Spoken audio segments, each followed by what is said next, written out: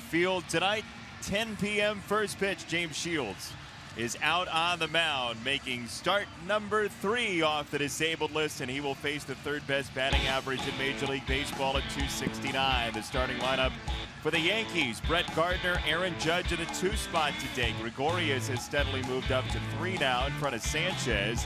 Ellsbury in center. Dustin Fowler's Major League debut. Then Romine, Wade the rookie, and Torreyes. Let's take a look at the defense and how Ricky Renteria is going to line them up behind James Shields. It's Melky, Adam, and Willie in the outfield. Todd Frazier, Yolmer Sanchez, Alan Hansen, and Jose Abreu in the infield. Omar Narvaez gets a nod behind the plate. And our Lexus Experience amazing starting pitcher is James Shields. This is 6th start, his 3rd since coming back off the disabled list. He had a very good one the first time out, a tough one last time out, looking for a rebound here tonight.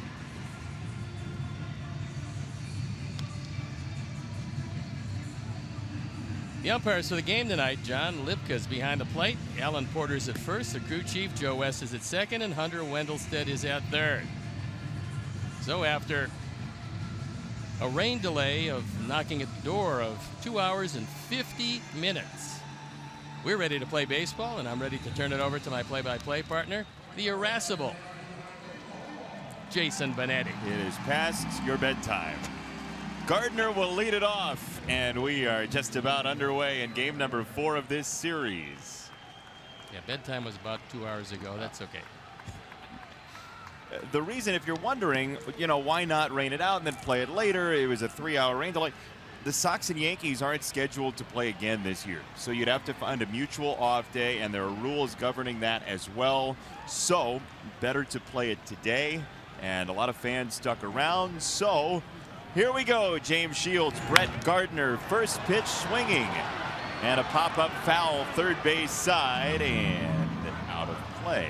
Now, whether this enters into it or not, we won't know for a bit, but the White Sox players have to drive to their homes.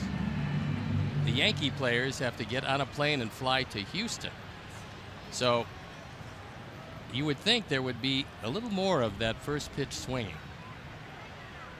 Joe Girardi and Ricky Renteria were talking to the umpires and Roger Bossert about 45 minutes before we started here. As there's a bouncing ball to second, and Hansen off the double clutch, not in time. We'll have to see how that one is scored. Gardner hustling all the way, beat it out. And we'll take another look at it. It's up the middle. And comes up on Hansen, but he didn't really bobble it very much at all. Just a slight double clutch. Not much, but enough as Gardner beats it at first. Check and see if Bob Rosenberg's awake. It is a base hit. I think it's Don Frisky tonight. Oh, Rosie's not here. No, which he picked. He's great with timing. He picked a great night for that. We still should check and see if Rosie's awake.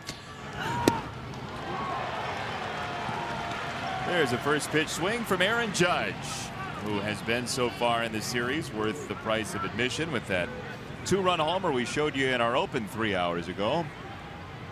Exit velocity of 115.2 miles an hour. He is the league leader at hit baseballs over 115 miles an hour. Not surprising with his size, but amazing bat speed. Well, when you look at what happens when you hit the ball 115 miles an hour, the expected batting average is .684. I would say that normally would get you a raise.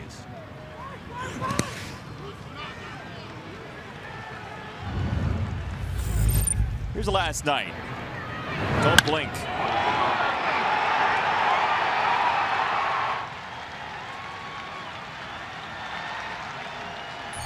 Well, for those who don't think that went very far, it really didn't, only because it didn't have time to go that far. The mammoth 25-year-old, 27 home runs to lead the league, and now he is ahead of Shields at 3 balls and a strike. So for you, what was the difference between Shields in his first start off the DL and his second one? I think it was fairly common that happens where you're pretty well rested and certainly filled with adrenaline for that first start, and then your arm doesn't come back near as much as it will when you have a few starts under your belt. That was a strike, but called a ball after the reach behind the plate by Omar. So 2 on and nobody out. We'll take another look, and you're right about the fact that he reached across the plate. It was in the zone, but normally when you have that inside target and the catcher moves across, umpire doesn't give it to you. And that's what happened. So Didi Gregorius is the batter.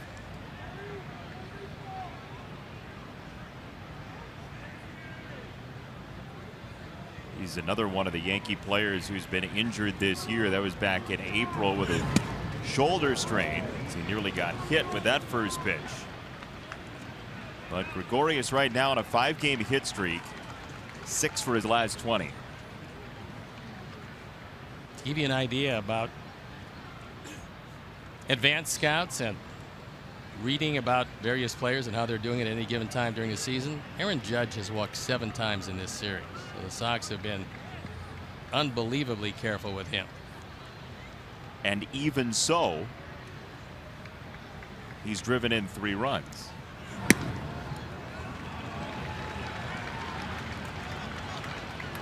Well, we saw Jose Quintana after the long rain delay in Minnesota come out very sharp, but you would imagine that would be the anomaly, right? You can't really tell. I mean, I don't think that the rain delay affected anything. I just think that so far he hasn't been able to get his release point squared away. First base side, nice pick, and that ball ends up in left field. Gardner scores. It's 1-0 Yankees. And that's going to be E3. And the problem being that at 6-7, Judge is a big obstruction on a throw. It hits him in the left shoulder and bounds into left field.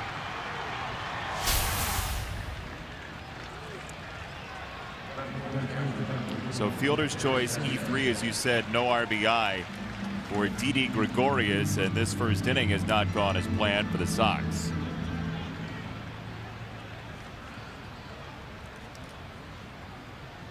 This really isn't a new occurrence for them. Unfortunately, this year, the defense has been problematic, and Ricky Renteria tells his guys all the time, if you want to beat a good team, you got to play a clean game.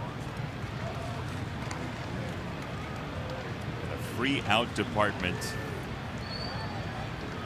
is not a good one to have open in the first inning. No, there's going to be 5 outs minimum this inning. 1-0 from Shields, and Sanchez sprays it foul. Gary Sanchez, who opened the series batting in the 4 spot behind Judge, did that again in game 2, then moved up to 3 behind Judge in the 2 spot yesterday, and now Gregorius, the left-hander, splits Judge and Sanchez, with Shields having good success entering the game against right-handed batters this year. To shortstop, Sanchez and Hansen, and a double play at the right time for the Sox.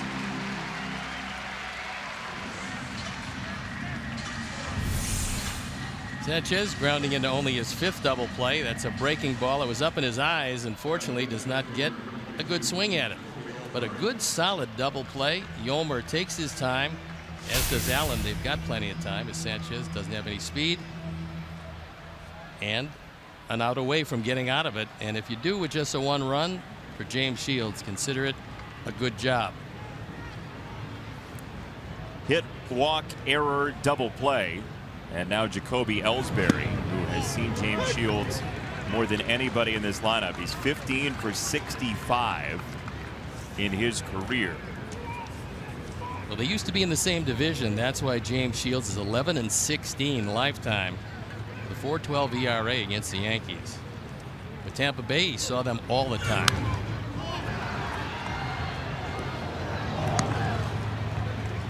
And you're talking about a pitcher coming into action tonight, 134 and 117. There's the career numbers against the Yankees.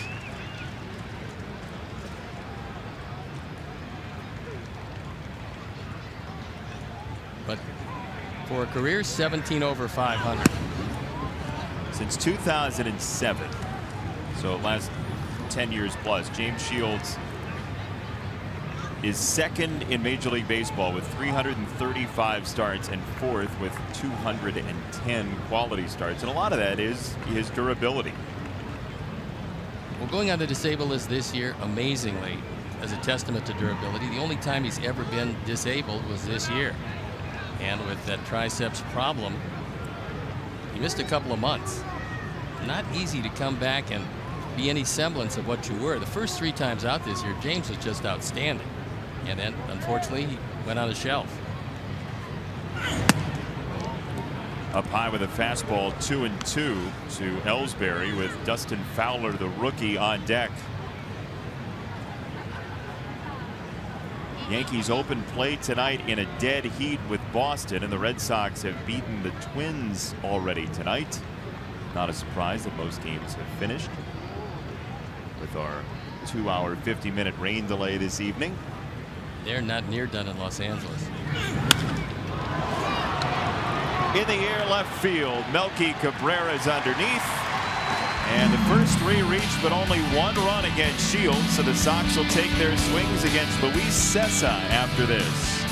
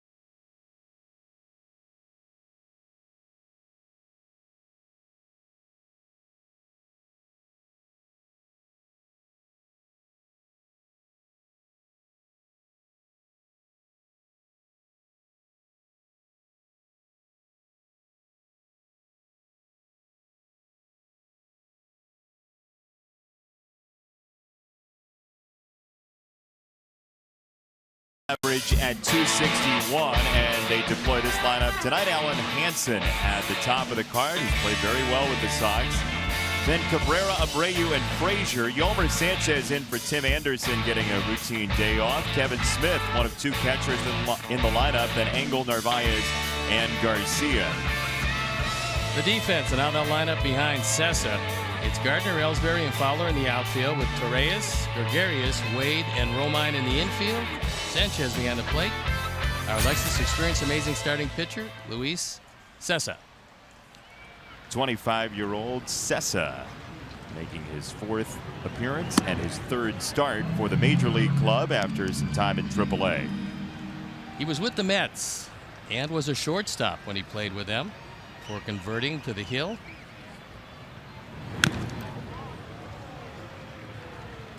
Got a pretty good fastball.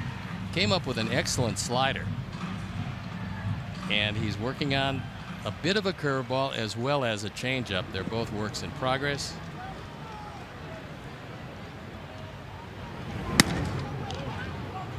He's got a big fastball. It was consistently 96, 97, occasionally touching 98. But when he got to the Yankees, that's about what he had, that big fastball, and they had to work with a lot of other things. Goes off speed there, so 2-2 on Hansen. The Yankees got him from Detroit with Chad Green, who we've seen in this series in the Justin Wilson trade. Wilson becoming the Tigers' closer. They got two pretty good arms. And Michael Fulmer going to Detroit with Sessa for Yoenis Cespedes. So in that deal, they didn't want to part with Fulmer. And just before the trade deadline, Sandy Alderson finally told Dave Dombrowski, I will part with Fulmer, threw in Sessa. They got Cespedes back. And both teams got what they needed. Detroit got a good piece of their future because Fulmer is an excellent starter. They moved Sessa, and the Mets got the hitter that they dearly wanted at that point.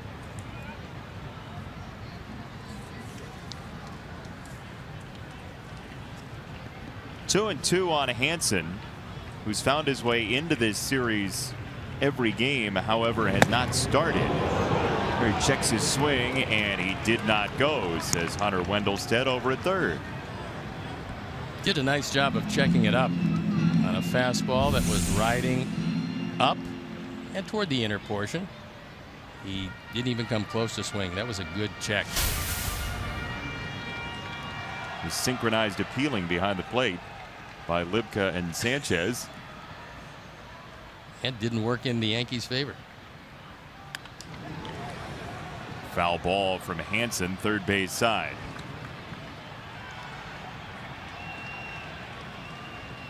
If Allen's going to swing at those high fastballs at 97, better turn it up a notch. A little tardy behind that one. Nobody's going to hit 97 face high anyway. Eighth pitch is there for strike three. He took a fastball and knew it, and one down. Told you about what Sessa throws, and here is a visual representation of that. Fastball 40% of the time, slider 32%, changeup 18%, and the curve mixed in every once in a while. I think we'll probably see that changeup a bit more. We saw it to Hansen. It was a real good one. Coming in at 87, which is, 9-10 miles an hour difference between his best four-seam fastball. Strike one to Melky, who's played some defense again in this series, throwing out a runner at home, Chase Headley.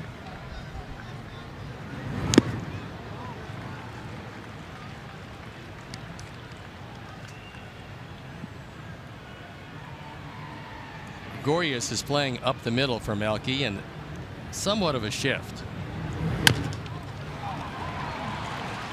Sessa snares it, and two down here in the first. Time for picks to click. Remember who you picked? I want to change. You do? Can I get a change? No, you can't. Okay. Good try, though. Crew has the lead. Kevin Smith to our crew. Melky for you. I'll take Willie Garcia, and the fans go with Yolmer Sanchez. Vote online, whitesox.com/pick to click. Well, I'm glad you turned me down on that because there's no way I would get off the Melky bandwagon. I was just testing you. Can I switch now? Your conviction is truly your best characteristic. The foul ball from Abreu, who's still looking for that first home run, which is truly amazing considering his home run number on the road, considering the way this ballpark typically plays, and considering the date, June 29th. It is pretty amazing. We've had a colder and wetter spring, however. Spring is waving bye-bye. It's time to start hitting the ball out of the park. That's an all-time White Sox record, by the way. 13 consecutive road home runs before a home run. 0-2 from Sessa. And Abreu down the right field side toward the corner, and that's a foul ball, and look out, Dustin Fowler in his first major league game. Boy, he hit it hard. I mean, he hit it real hard, and they want to take a look at him. Looked like he jammed his foot, and he can't put any weight on it. He's grabbing the hamstring. Never having played in this park, obviously your major league debut, he had very little room between the line and the stands, and he really hit it hard. He thinks he can make the play. He comes up short and then realizes exactly where he is, but not in enough time to pull up. And his foot, both of them seemingly get jammed underneath the padding there. And Boy, I hope he's going to be okay. This is just a bad situation to look at. 22-year-old 18th round draft pick 4 years ago, and a young man who ends up in the lineup for the first time in the major leagues and wants nothing more than to make a play for his new team. I think they're going to have to take him off, and he was due to lead off in the second inning. So that's just, it's heartbreaking. Yeah, it really is. It's a very sad situation, and just the fact that, let's assume he's going to be okay, and we certainly hope that he is. The fact that he is not going to get a chance, and he was one hitter away from getting his first major league at bat, and now it doesn't appear that that's in the game plan anytime soon. And you think about just the day he's gone through, right? 2-hour, 50-minute rain delay. You're not sure if you're going to be able to play. You're on deck in the first inning. There was a double play, which caused the lineup to be one short of him. And then suddenly, with 2 out and 2 strikes in the first inning before his first at bat, he ends up trying to make a play and doing everything you'd want somebody to do in their first game, throw himself at a play for his new team, and he ends up hurt fairly significantly in the right field corner.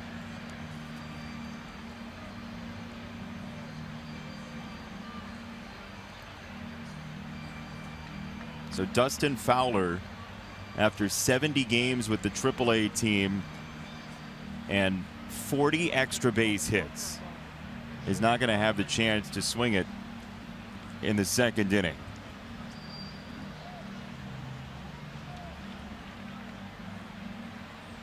And if you're Aaron Judge and you're thinking about how charmed of a year you've had, this is the very opposite what happened to Dustin Fowler. Yeah, unfortunately for Dustin, you could see the minute when he realized he couldn't make the play, and then he looked up and those stands were coming very quickly. And you see right there, with no weight at all, able to be put on the leg. A lot of concern on the faces of all the Yankees.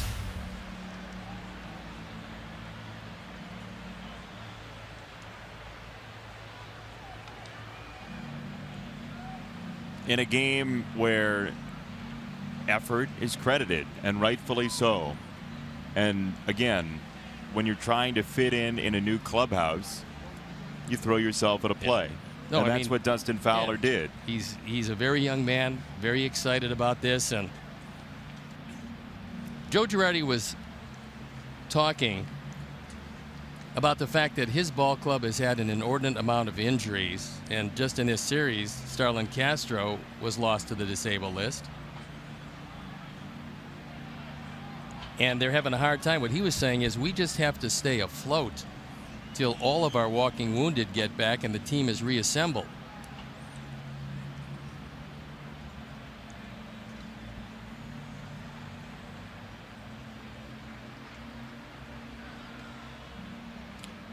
So Dustin Fowler down in the corner, and you just, after what we saw Kevin Smith go through last year with the Sox, with the back injury before he could even get into the game in his first major league game in Toronto, and what Charlie Tilson went through with his hamstring injury in Detroit, and it's difficult to watch because you've got a career that you're planning for, right? You've got a career you're planning for, but this moment is one you've waited for forever, and you can never have it again. No, and even, I mean, Sox fans are up to, I think everybody realizes the gravity of this moment for the young man, and eventually they will take a look and hopefully get this resolved. But right now, it does not look particularly good. And when we do get some sort of an update, we certainly will let you know. In the meantime, they're telling Cessa to come off the mound and just wait for Dustin Fowler to be taken off the field.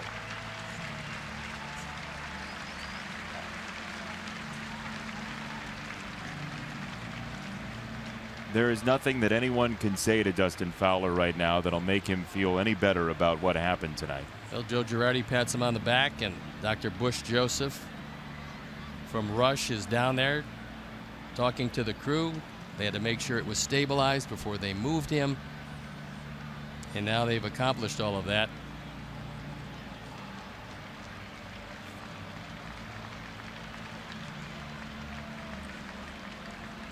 You feel for the young man. You really do. Yeah, the disappointment is enormous as he's taken off. He would have had a great story to tell about his first major league game, but he didn't need this factored into it, so he will get a nice hand from an appreciative crowd. He made a great effort.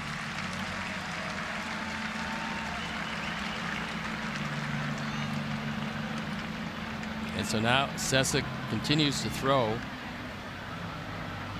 And you hope for Dustin Fowler's sake that this is not the last time we see him on a major league field and that he can get back, because here is the eventual result of the play in right field.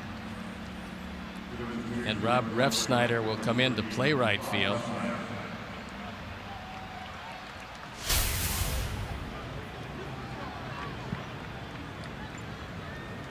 And there is the change for the Yankees. Refsnyder will lead off in the second inning. So 2 strikes on Abreu, and Cessa gets a chopper back to the mound. Bare hand play, and well done by the Yankees starter to finish a 1-2-3 inning here in the first. 1-0 Yankees.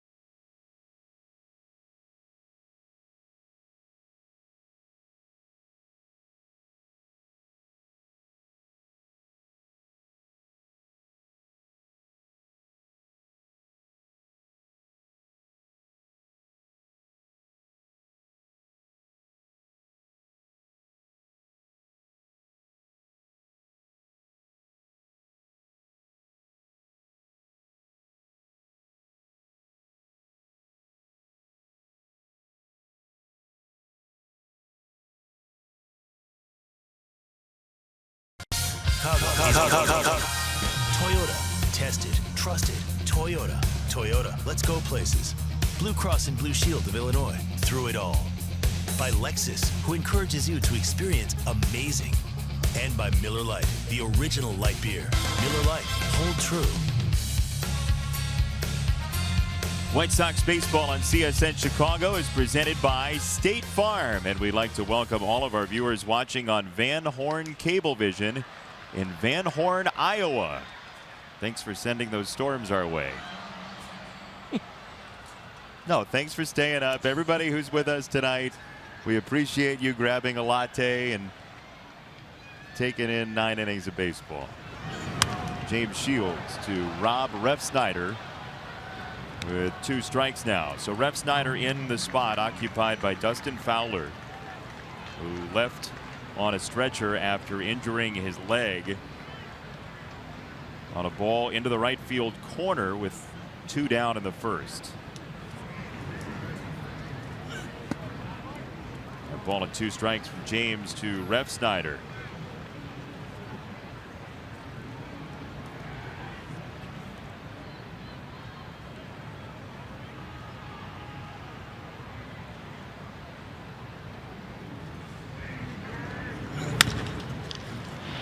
Sanchez at short.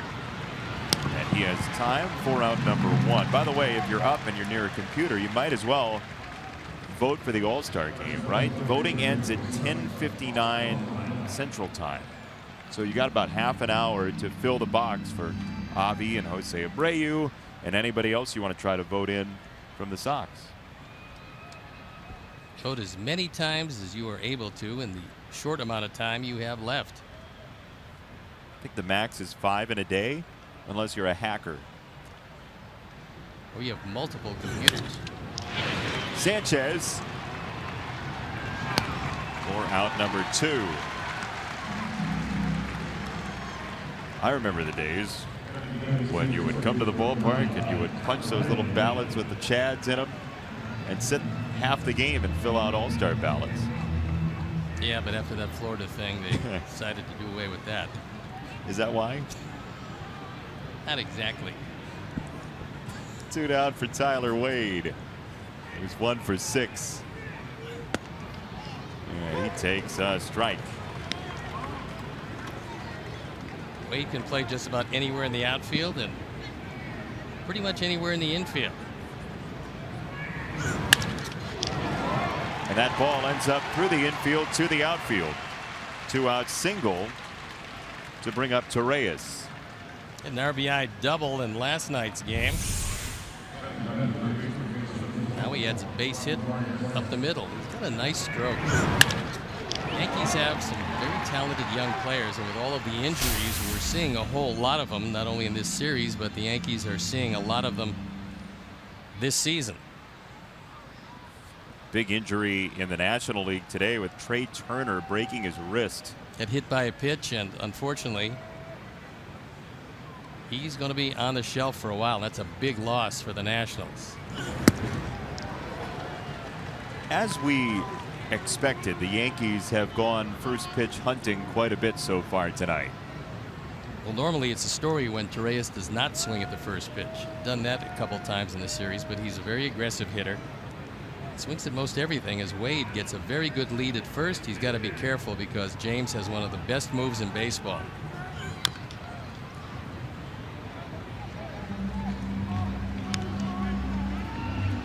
Wade's never seen it, being a rookie. Right, and sometimes managers on 0-2 will gamble by sending a base runner to bail out a hitter who's well down in the count. So we'll see how big the lead is for Wade. Right around average, but James has a well above average move.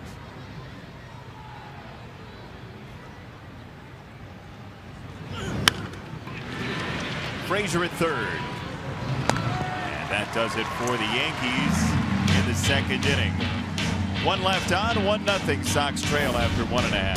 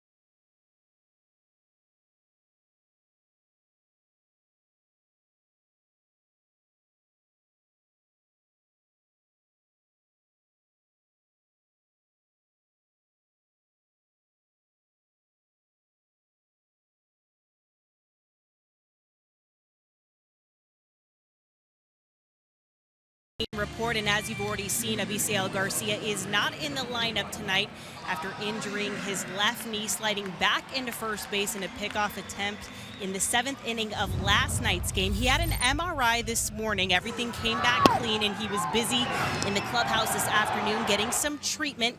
He says it's sore, but he expects to take a few days off and be back before the All-Star break. He was asked about the All-Star break. If the game is on his mind at all, he said he would be lying if it wasn't, but he expects to stay focused with the games here with the White Sox for now, but of course it would be a huge honor for him to make that ballot. Jason, Steve, let's go back up to you. Well, Sierra, we saw how Jose Quintana reacted last year to go into that first All-Star game and the smile it brought to his face and how much it meant to him, and you would have to assume it would be the same result for Avi Garcia. Your first is special, but whether it's your first or your fifth, it's an honor to be selected or voted in, whatever the case may be, and I'm sure it would be thrilling for Avi. That's ball 4, and they were not close, so Sessa allows his first base runner. Vote Avi and Abreu for your 2017 White Sox All-Stars with the Esurance MLB All-Star Game ballot. Voting ends tonight at 10:59 Central Time. So visit whitesox.com/vote now and catch all the excitement of the 88th MLB All-Star Game presented by MasterCard July 11th live on Fox. This is the great positive of the rain delay is we're basically the last show in town other than a couple of West Coast games. So if you're sitting at home watching, you can have that final surge. You're watching the Sox. Very few people are watching their favorite team right now. You're watching the Sox. Open your computer, click around, vote your 5 times, call your friends, wake them up. They don't have to go to work tomorrow, and vote.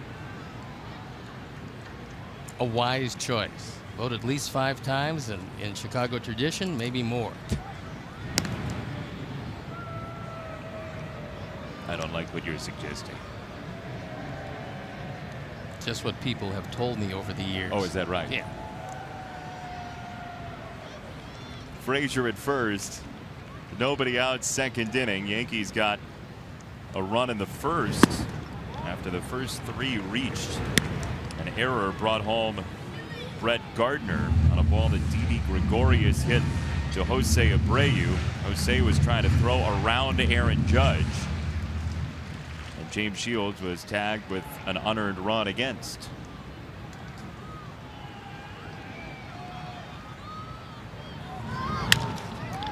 Sanchez throws the bat at it, and Torreyes goes to second to clip the lead runner, Todd Frazier.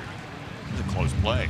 Wade did a really good job getting the throw away. As a pivot man,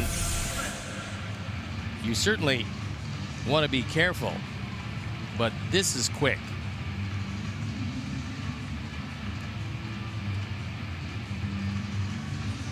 Trust me, it was a lot quicker when it was fast motion. One down for Kevin Smith.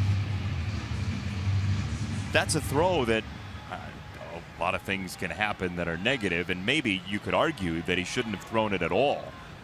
It was pretty close at first base. So Torreyes, who's a middle infielder by trade, having to be played third base tonight. Headley getting a night off. He gave him a good solid throw. You'd prefer it right around letter high. Off the bat, I don't know about you, I didn't think he had to play it second initially. No, but he got it there. Nice play. As Kevin Smith gets bumped up to 6 in the order and hits this ball well down the right field side and foul into the corner.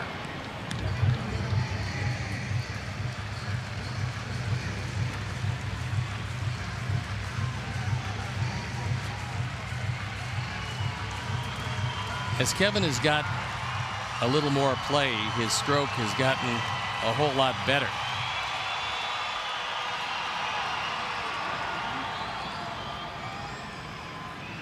He had 2 hits against Severino, and not too many people were hitting him.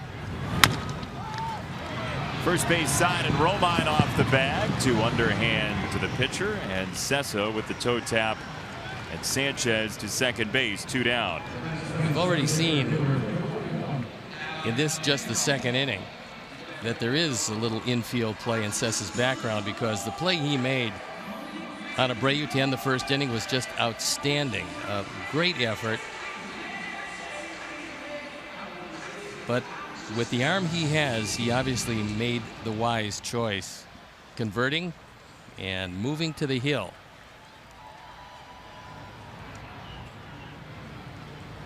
Here's Adam Engel, who has 15 hits in 17 games. He's played a very strong center field, and the bat, after first couple games of settling in, has been very strong. He really hasn't appeared overmatched against anybody. Angle to right field. Rev Snyder going back at the warning track, and he can't make the play. It fell to the ground. Sanchez scores. Angle to second base. We're tied. Looked for a moment like Rev Snyder was going to make the play, but as he went toward the corner, the ball dropped out of the glove. So we'll watch it again. We'll see how it's scored. But Rev Snyder was there.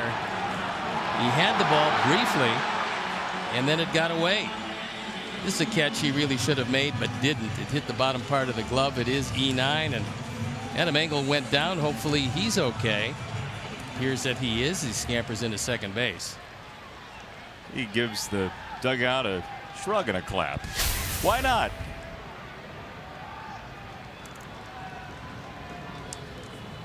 Melky's usually is a little bit sturdier of a clap, but Adam said, well, I'm here. He's here.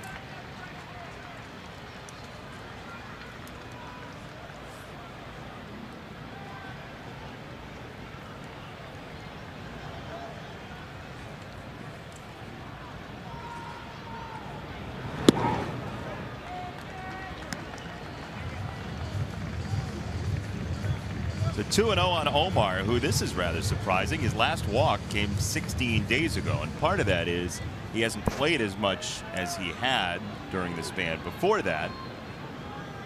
Kevin Smith getting a lot of playing time.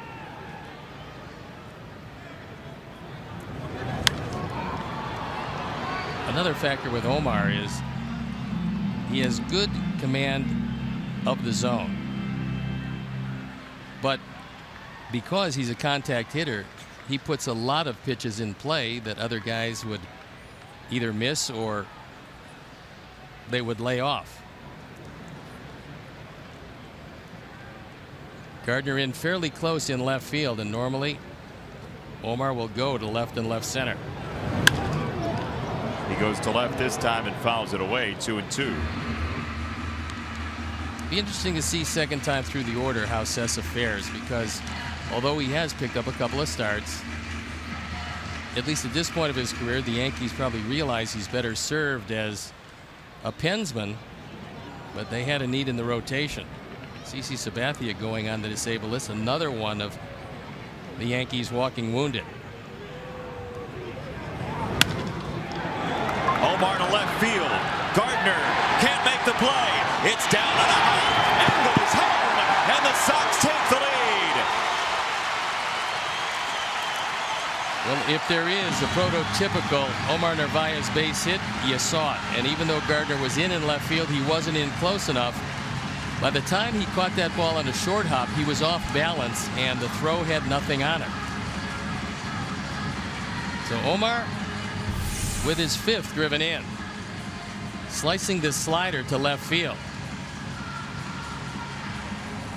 Gardner makes a good attempt, and then when he smothers it, you see off balance. He couldn't get anything in the throw. It gets away.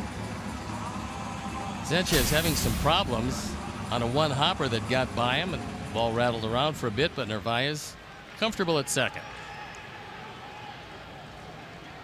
Single run batted in. Second on the throw. And here is the 9th batter in the Sox order, Willie Garcia. And you look at the chain of events that led to this. The injury to Fowler in right field. Ref Snyder comes in, usually an infielder, at least that's what he grew up as in the Yankees system. Ref Snyder drops the ball, Engel's safe, Narvaez drives him home, and the Sox take the lead. Pretty productive inning for just one hit, but again, the defense a little generous here in the second.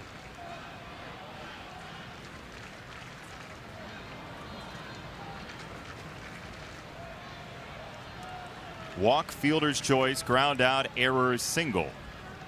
The inning so far.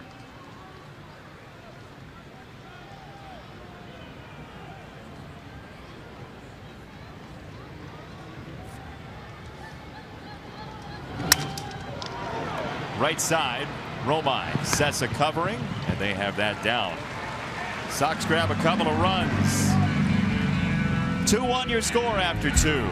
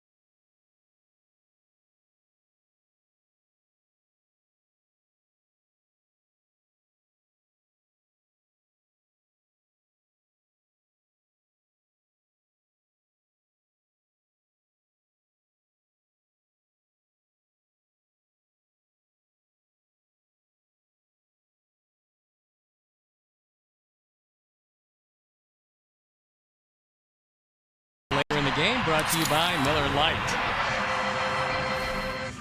Miller time comes late tonight. It does indeed. Help yourself get a little sleep.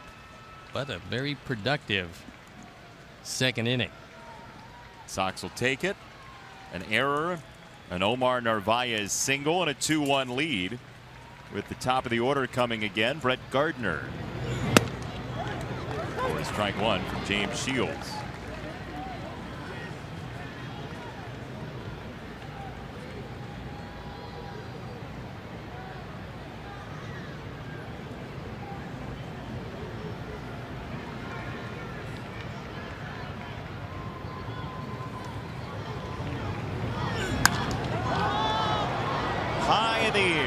Center field. Adam Engel is underneath, and there's out number one here in the third.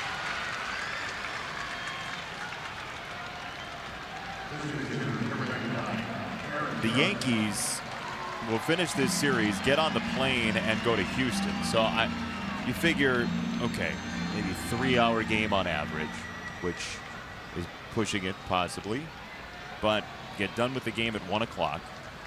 Get ready, get on the bus, go to the plane, take off, what, 2:30 maybe, 3 o'clock? Yeah, it's safe to say that there'll still be humidity when they get to Houston. Right around this time of year, you don't get too many 60-degree days.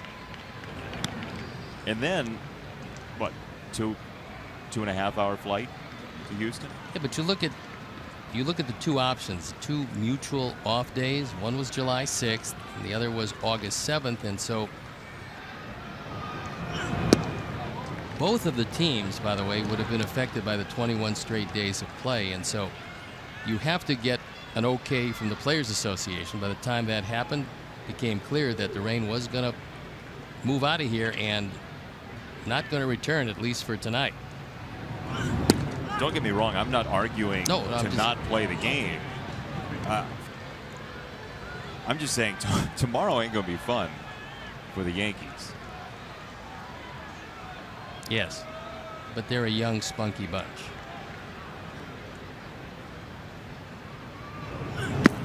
Mark going to be there. Ball four, and Judge takes his second walk of the game and his 8th of the series.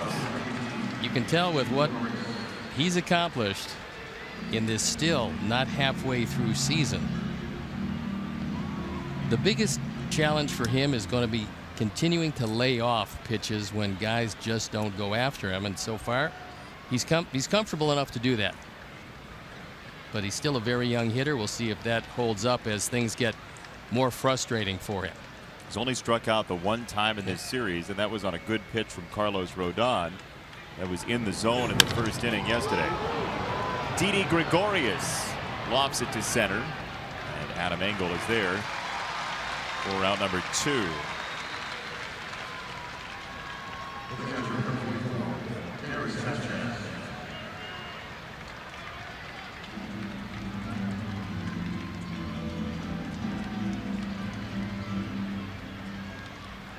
Two down for Gary Sanchez. So you've got the lefty in the middle of Judge and Sanchez in this game. And Gregorius has had certainly a good enough season to be the protection for Judge. And also what you're thinking about is later in the ball game, when you start bringing relievers in, you don't have a succession of right-hand hitters. You have the righty-lefty, righty-lefty. That makes it pretty difficult to match up against. And yes, you do have relievers that get them out from both sides, but in critical situations, you just as soon same side pitcher come in the game, and that's what Girardi had in mind when he built this lineup. Sox do have an extra ability to match up today as opposed to recent days, with David Holmberg going back into the bullpen with the addition of Carlos Rodon back to the rotation. So 2 lefties are in there, Holmberg and Jennings. That'll probably take a whole lot of stress of Dan Jennings, who, as the only left-hander, appeared in 37 games, which leads the team in that department. Probably on pace to appear in 80 of them, and that's something that you just don't like to see too often. There's Dan, who his previous career high in games pitched came last year at 64. So that would really be extending him if things continued as the lone left-hander, but it hasn't. Ripped to center field, Engel's back, and he makes the play. Nicely done to track that ball over the shoulder by Engel.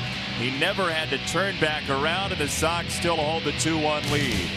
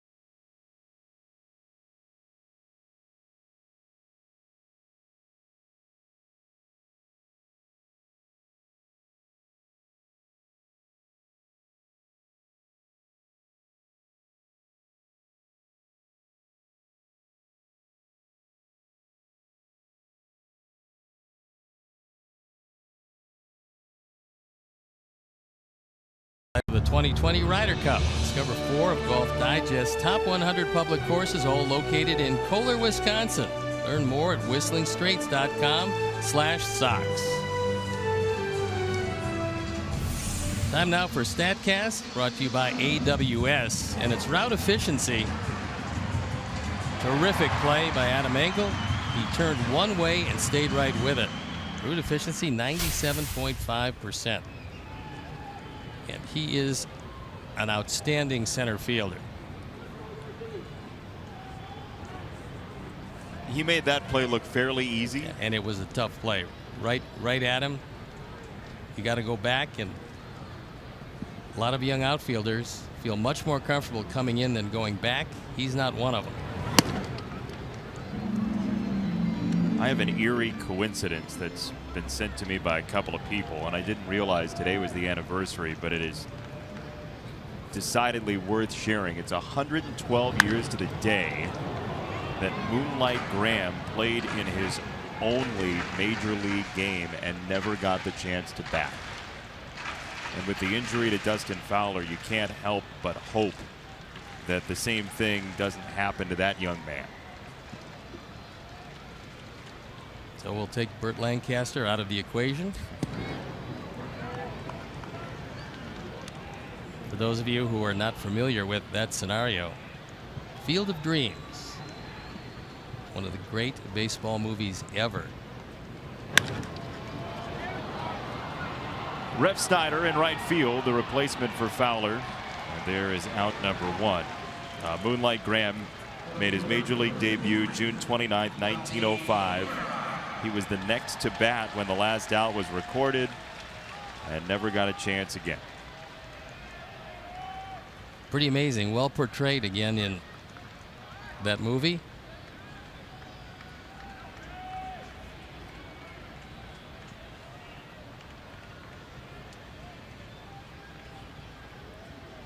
One down for Melky, and there is strike number 1 from Sessa.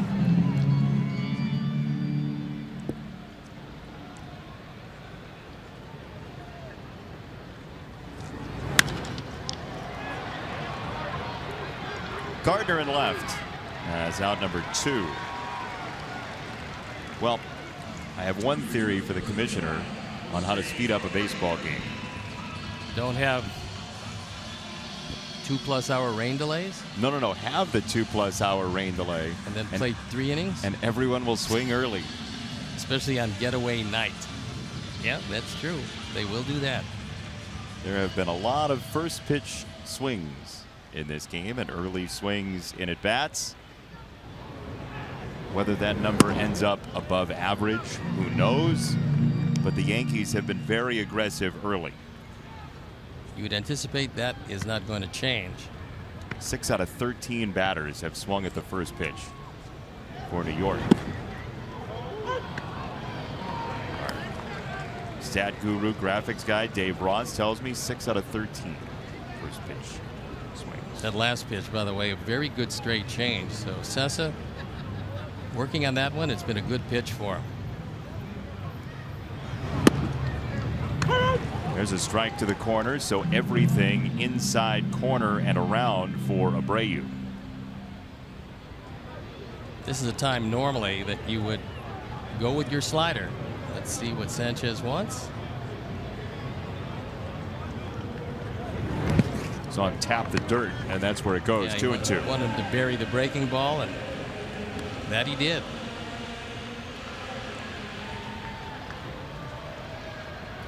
Sanchez has done a lot of catching in this series, and he's got one of the liveliest bats around. Abreu with a drive left center field, and this one is off the base of the wall. It won't be his first home run, but it is a 2-out double. Looked like Sessa hung a slider, and Jose is swinging it so well at this point of the season that you make a mistake in the zone to him and you've got problems, and that's what it was. A rolling slider over the middle of the plate. He tattoos it and doesn't exactly put a dent in the win press sign, but gets stuck, and He's got a 2-base hit.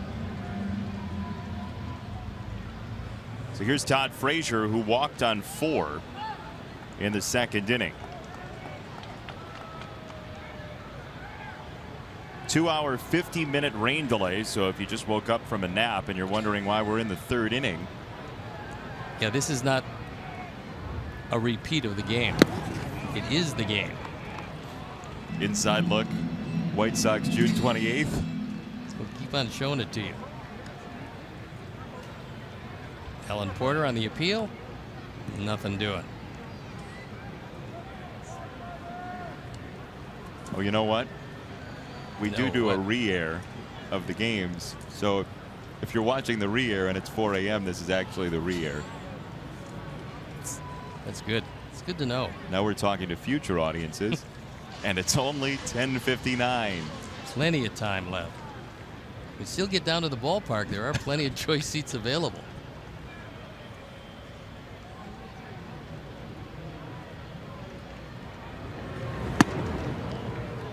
That's a ball, 2-0. Sessa a couple times has been close to the zone, but has missed his spot so badly that he's not getting the call from Lipka, the plate umpire. Normally, when you've got a 1-0 count, you throw an inside fastball off the plate. It's not the time to throw that inside fastball because at 1-0, hitter just looks at it. Whether the umpire calls it or not, he's still got plenty of time left in the at-bat. Romine at first. Squeezes out number 3. So Abreu stranded. Sox still lead 2-1 your score after 3 tonight.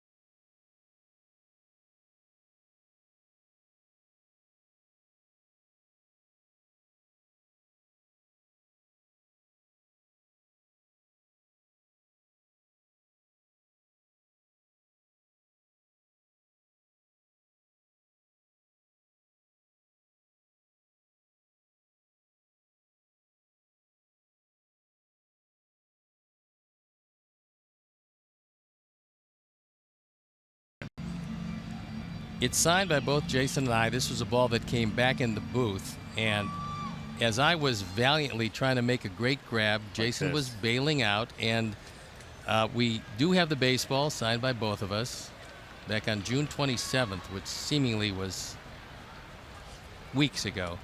Anyway, you can have it if you win Sox Math. We also have these mystery baseballs from Sox Serve Week as well. And we would actually love to tell you what's in there, but then it wouldn't be a mystery baseball. So it's autographed, and you'd have to choose this to find out by who. That's the mystery. That's it. I thought for a moment you ordered takeout because of the long rain delay. I was getting close to it, and this makes a great lo mein container as well as the mystery baseball. Ball and a strike on Ellsbury.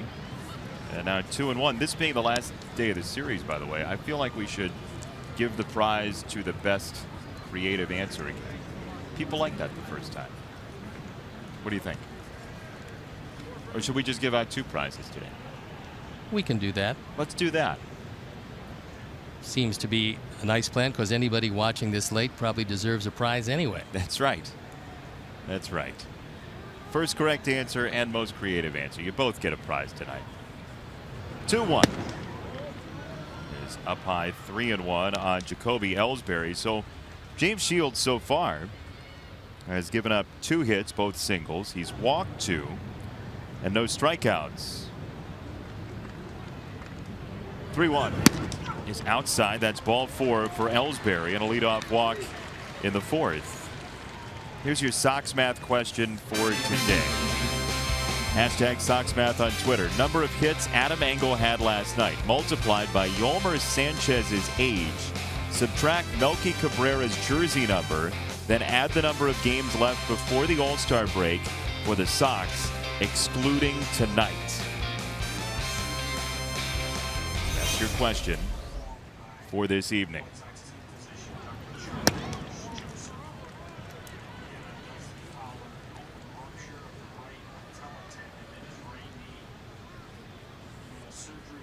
We have word on Dustin Fowler, the injured right fielder for the Yankees, and he has an open rupture of his right patella tendon.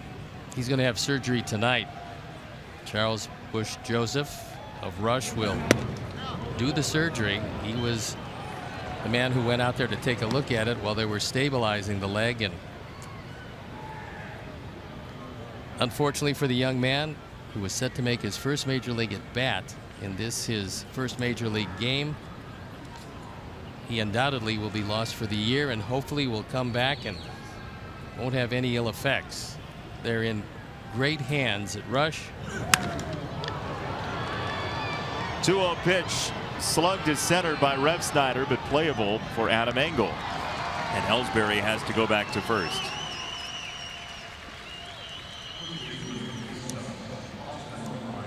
So the news you really didn't want to hear, and if you are just joining us now, Dustin Fowler, getting his first major league start, ran into the wall in right field on a ball slicing away, and that will be it for this year.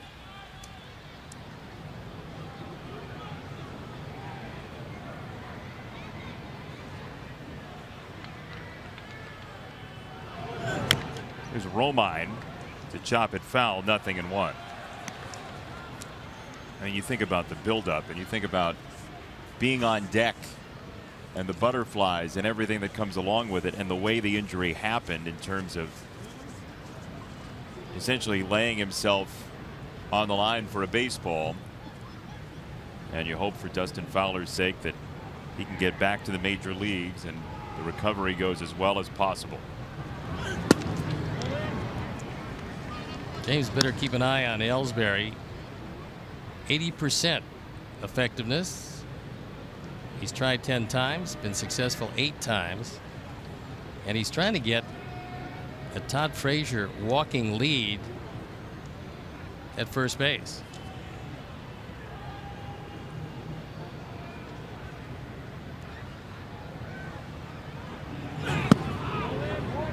It's inside. 2-1 to Romine, who has 5 walks in his last 3 games, including 3 yesterday.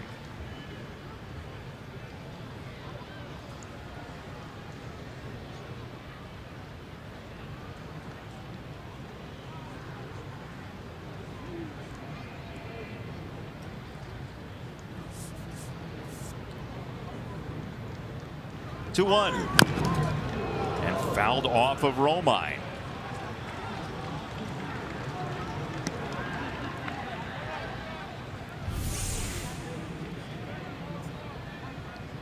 This was a changeup on the inner portion, and even with the shin guard there, if you foul it off the instep, not going to help you all that much.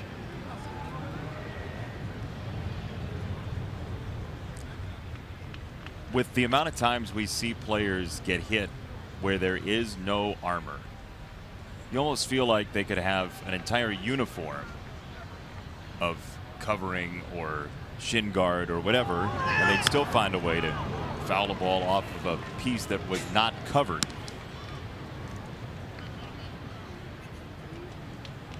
It always seemed very strange to me in this day and age of great inventions and people looking for a way to generate some revenue, why nobody has come up with some sort of polyurethane covering for catchers, for hitters. It seemed to save a whole lot of injuries, but for whatever reason, nobody has done that yet. How would it work? Just cover up the shoe somehow, and I'm not sure exactly how you would attach it. Lofted into center. Romine plops it down for a single. Ellsbury to second base with one out.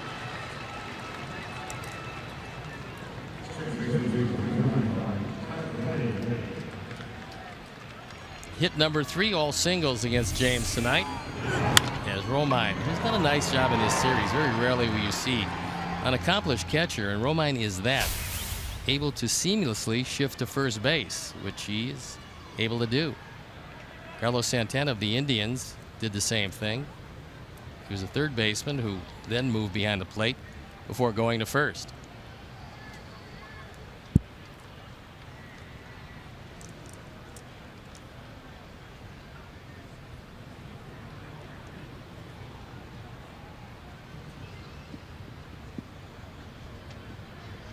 Shields stamping the dirt before he takes aim at Tyler Wade.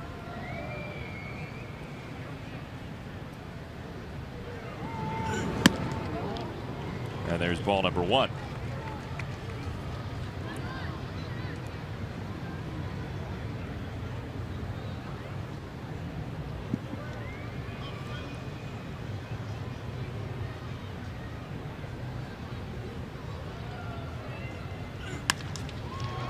In the air to left field, and Melky Cabrera.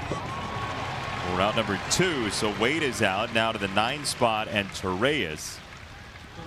And for James Shields, he did a nice job because that time, instead of coming to the set position and waiting a few seconds, that time he came set and then went right at Wade. See, watch it here. He looks back, but he comes right at him. So changing the rhythm helped James, didn't help Wade very much. And here's the normally aggressive, very early in the count swinger, Ronald Torreyes. He bounced out early in the second inning. And that was not a pitch he liked. Ball 1.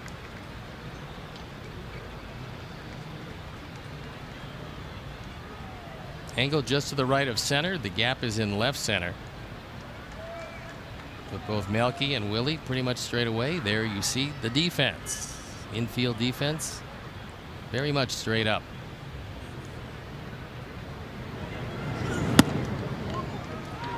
Two 2-0 on Torreyes. So you've got Gardner, the left-hander, next. You'd prefer to deal with Torreyes, you'd imagine, just simply because of lefty-righty splits. Well, James is very comfortable throwing his cutter and will do it to either side of the plate.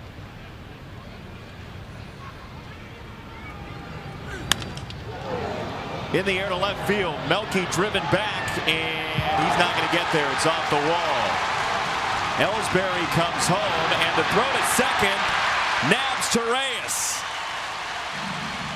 That was not the best base running that we've seen, and the Sox are unscathed after the 1 run.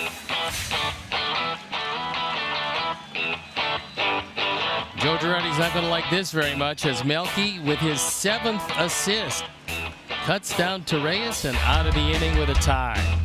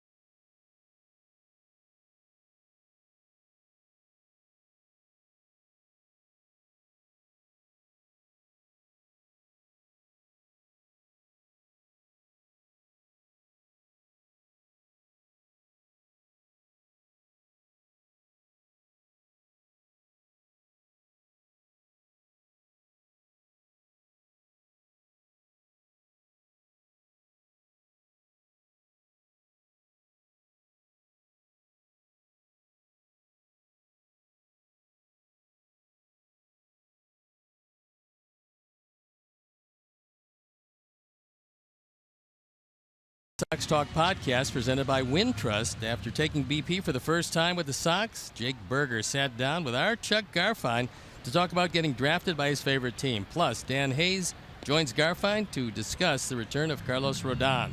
Subscribe to the podcast today. Dan Hayes joined us when the rain was going on. He did. Heard some updates on some White Sox injuries, as here is Yolmer Sanchez, who turns 25 today. Happy birthday, Yolmer.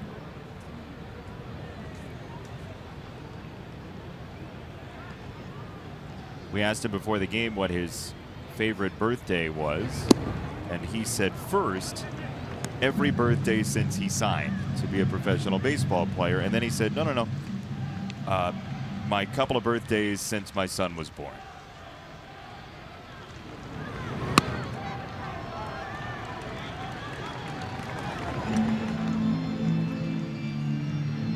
Hopefully he can make this one very special. Second time through the order. Let's see if the Sox can take advantage of it against a guy that is new to the starting rotation. Sessa on 3-1, misses low, ball 4. That is a leadoff walk for the Sox here in the 4th. And here is your Sox math answer for tonight. The Sox guy is your winner first in. Adam Engel had 2 hits. Yolmer's 25. That's 50 minus 53 for Melky. -3 plus 9 more games before the All-Star break, excluding tonight. Congratulations to the Sox guy, and we'll be giving out another prize for a tweet with the most creative answer of number 6 in just a short while. But the Sox guy gets first crack at the prize. Kevin Smith elevates this ball to right field, and Ref Snyder for round number 1. Kevin, who just had a birthday yesterday, turning 29. Adam Engel did not have a birthday 2 days ago. Coming up soon? I don't think so. Coming up within the next year? Probably, I think December 9th is Adam's birthday.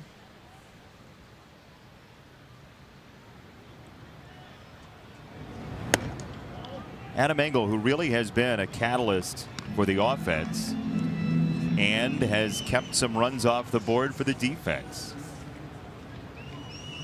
The glove has been special. He's 4 for 4 in stolen bases for a team that swiped 28 of them but been caught 20 times.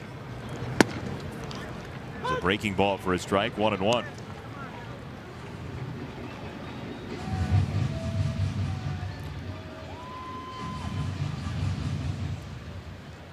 Engel at one point, the Arizona Fall League most valuable player.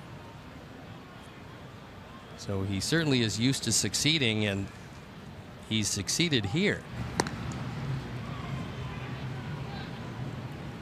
That was a couple of years ago for Adam Engel in the Fall League when he really rocketed up the ranks in terms of those prospect rankings you hear so much about. He was in Advanced A for 3 years. Then last year he went from A-ball to AAA in the same season, and here he gets hit.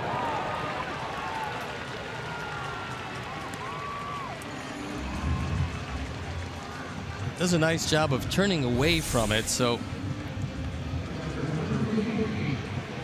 what you're trying to do by doing that, number one, is obviously trying to protect yourself, but also make sure the ball doesn't get you flush. And turning back toward the catcher, you also turn your head back to the catcher, which can save you a lot of problems. But on that situation, didn't get him square. It just got him because of the technique. It got him so that he'll have a bruise, but nothing more than that. That's what we saw earlier today with Trey Turner. The ball came, and he didn't get to move that wrist at all as he was loading up to swing, and he ended up with a fracture.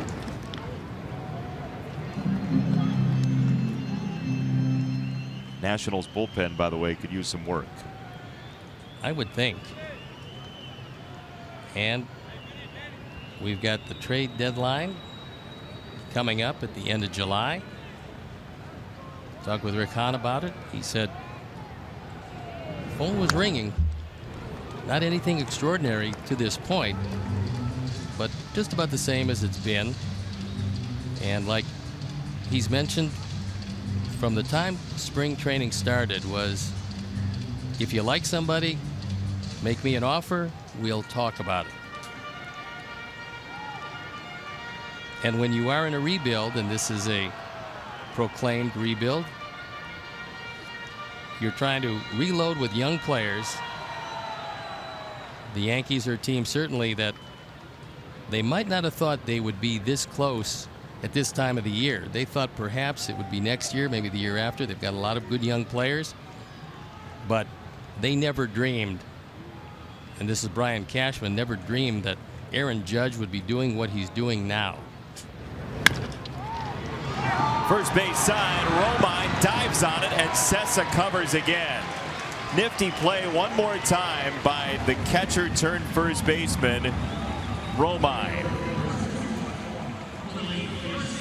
You can tell why Joe Girardi, a former catcher himself, loves Romine. This is a terrific play. Knocks it down. As the ball's trickling away, he's able to get his hand on it and make a good solid throw, but both runners move up into scoring position. Romine has had a really good series in just about every aspect. Saw him at catcher in the opener. He's moved over to first base. He's been an on-base machine in this series. And he's making really good solid plays at first. So Willie Garcia, second and third, 2 out. And Willie rips this ball to left field. It's over Gardner's head, off the top of the wall on a bounce, and 2 runs are in. 2-run double, Willie Garcia.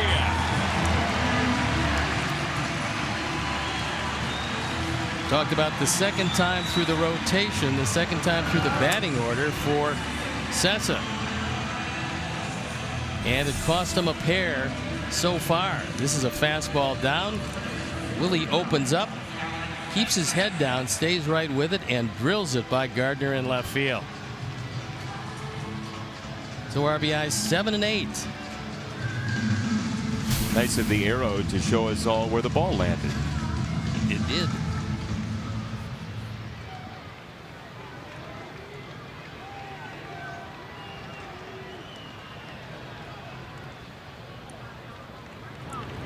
Here's Hansen to foul it away. And although it did take a while in this inning, the leadoff walk came back to haunt Sessa, along with hitting Engel, then the double by Willie.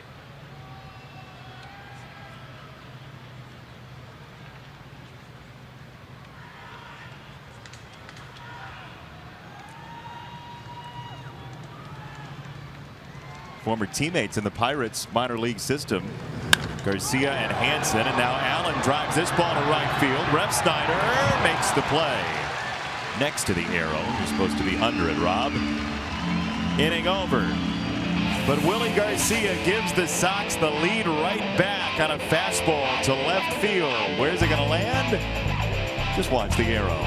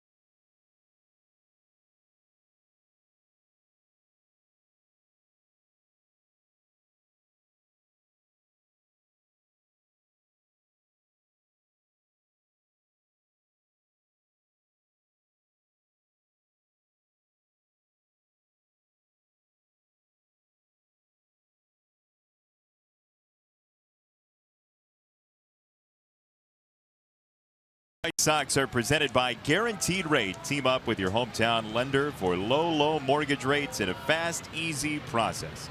Get started now at rate.com.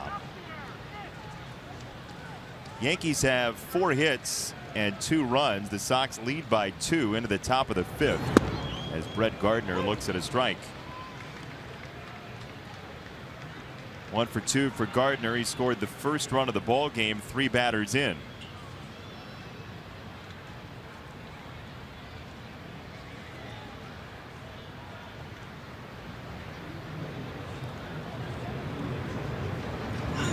It is a race to the finish for the 2 games going on in Major League Baseball, and I think the Dodgers and Angels are going to win.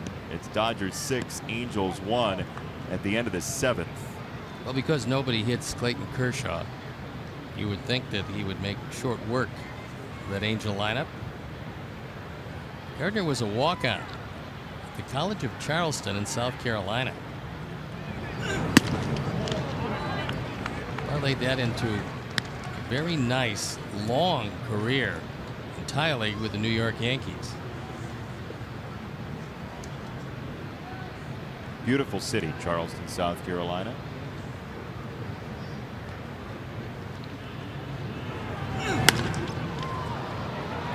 Left field, Melky Cabrera on the move for out number 1. DeWalt, the official tools of the Chicago White Sox. DeWalt, guaranteed tough, offering total job site solutions. So 1 down for Aaron Judge, who we've told you throughout the series how quote-unquote normal of a guy, how unsuperstar-ish the vibe he gives off is. And Judge, who when he first came up from AAA, he was in Rochester, New York. His parents had come to see him play. They were out to eat after a game in Rochester, and he gets this phone call, and as the story goes, it was very late at night, maybe the last restaurant open in Rochester. He gets the phone call that he's going to the big leagues, and rather than get on a plane or whatever you might do, or get in a car and drive yourself, he said, "Hey, Mom and Dad, why don't we just drive together?" Parents drove him. He was in the back seat of the car on the way to Yankee Stadium from Rochester, New York, driving with his parents to the biggest day of his life.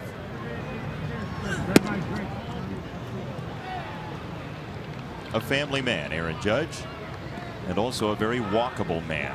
And also a situation, I'm sure, that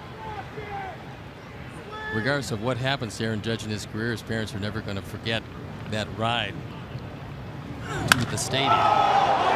This is a ride out of the stadium.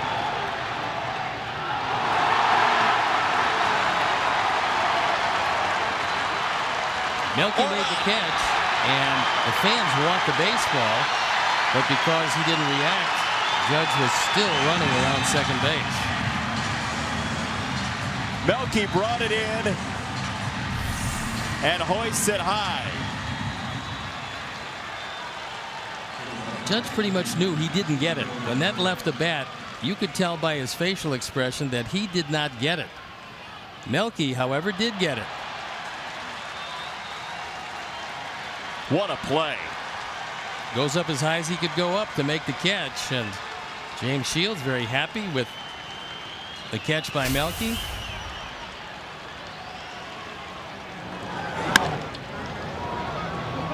Down the right field line and foul.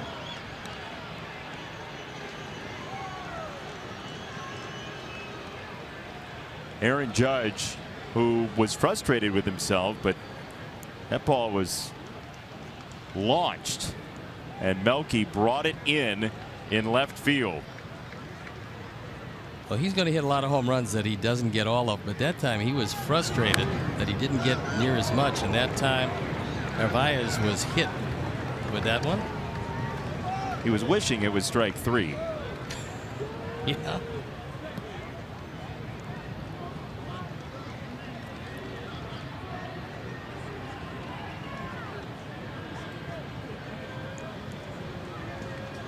Nearly number 28 for Aaron Judge.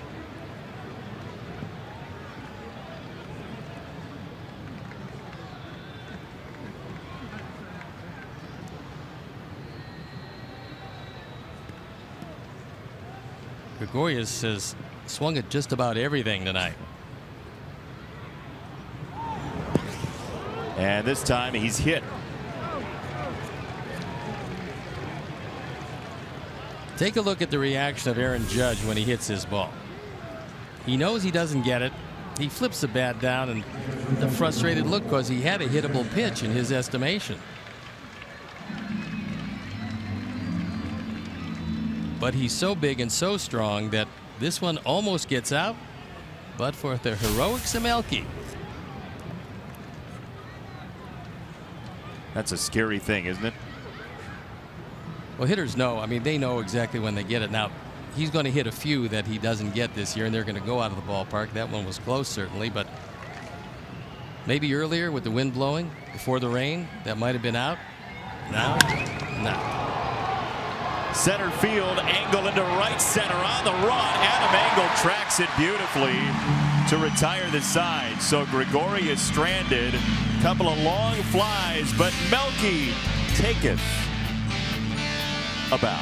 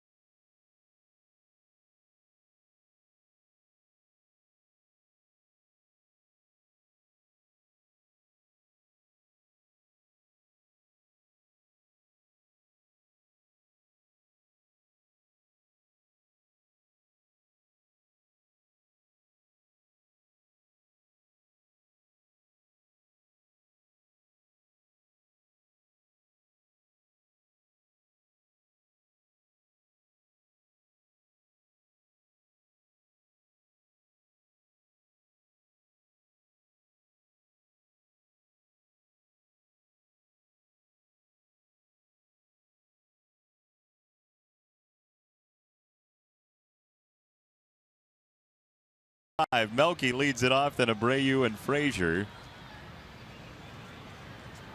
As Luis Cessa faces the Sox order for the third time. And there's strike one to Melky.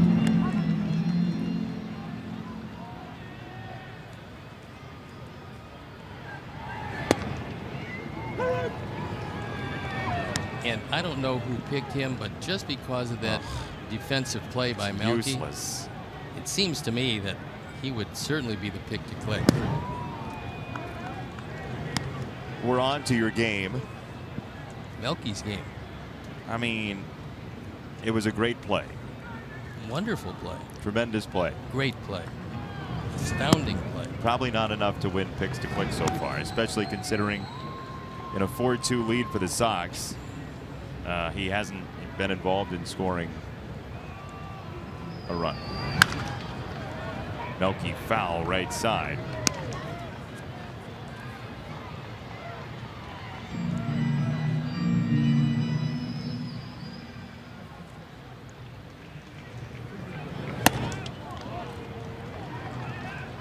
The 3 balls, 2 strikes.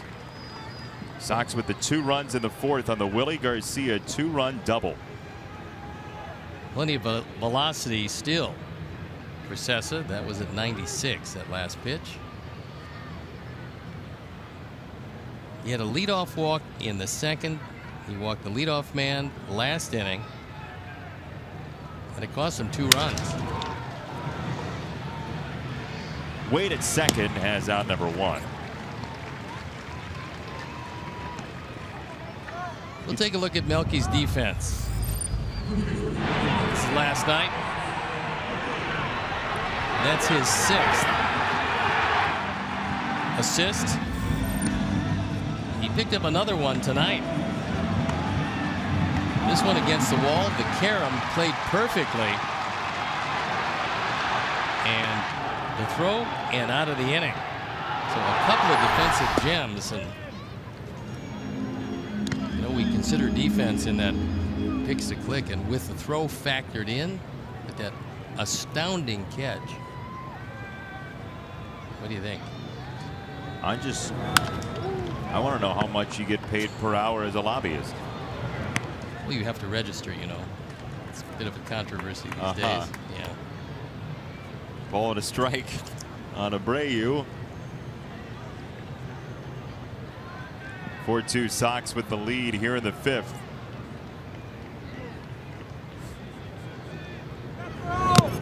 And Abreu got hit, I think. It sure sounded like he did. Or did that just get gloved? But he says apparently no. Cessa doesn't have a great deal of command on inside fastballs, and Ricky Renteria is saying, hey, that pitch hit him. Glove? Listen again.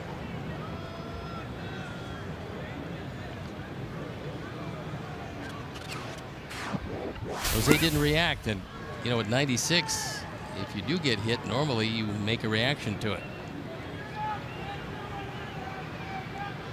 No go, 2-1.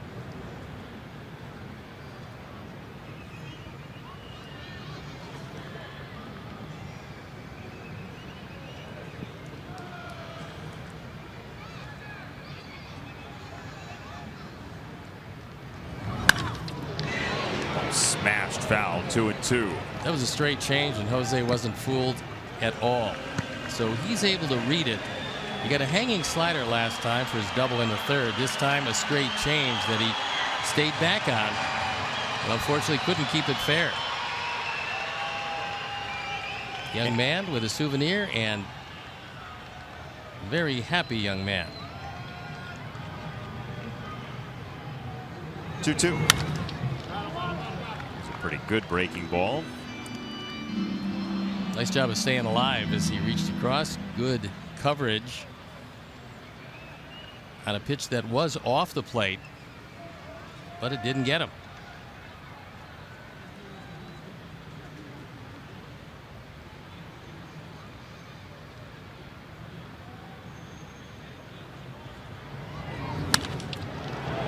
Into left field, and Abreu may have his 2nd extra base hit. He's on his way, and he's there. Last 2 times, Cessa whistled high fastballs that almost got Jose. The last 2 at bats, he gets a hanging slider, and it's a double.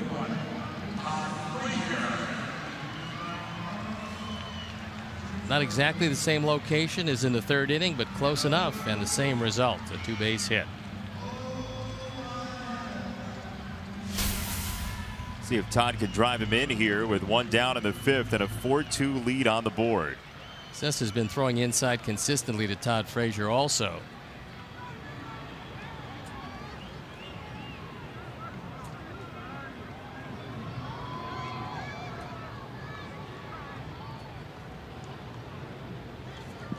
This game was delayed 2 hours 50 minutes by rain off the top to a 10 p.m. first pitch.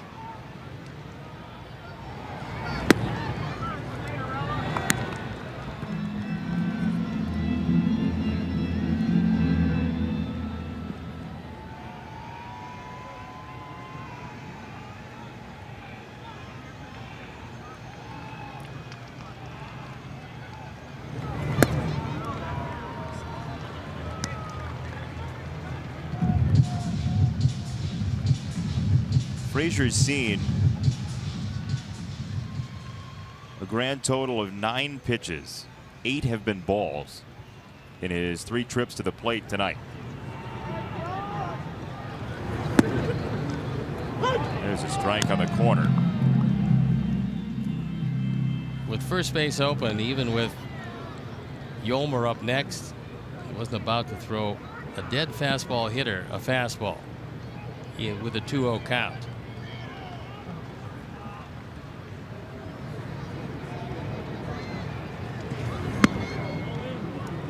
That's called inside, and again because he missed his spot and forced Sanchez to reach.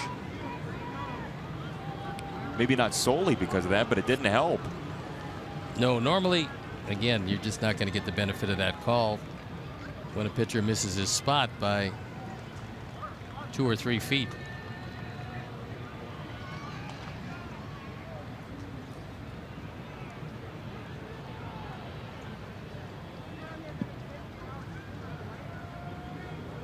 Sanchez running out of fingers as Cessa hasn't liked what he's called so far. Now he finally accepts a sign. Ball 4. Second walk for Frazier. 2 on, 1 down for the Sox. Here comes Larry Rothschild. Probably twofold purpose. One, kill some time to let the bullpen, which has just gotten up, get loose. 2, trying to settle down his young right-hander.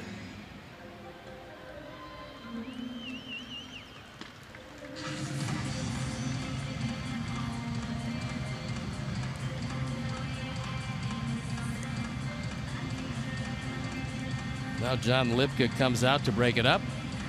Larry, who accomplished what he wanted to, got his Pensman a couple of pitches. Herrera and Shreve. Shreve, the left-hander. We've seen him a couple times in this series, and Herrera, the right-hander.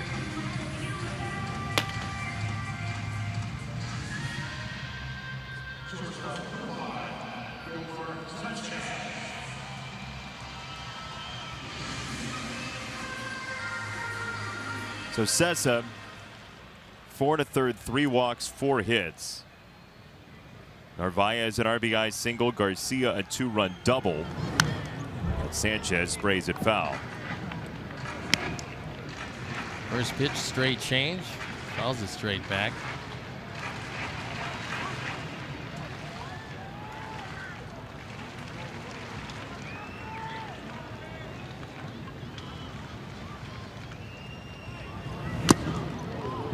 He goes fastball at 96, 0-2.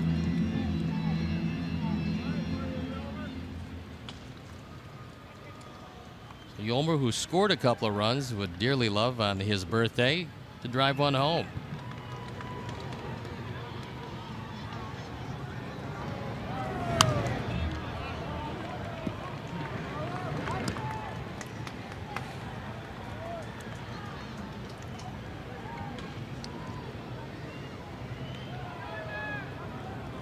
Sox trying to get the split in this series after winning in dramatic comeback fashion on Tuesday night and nearly winning in a comeback on Monday night.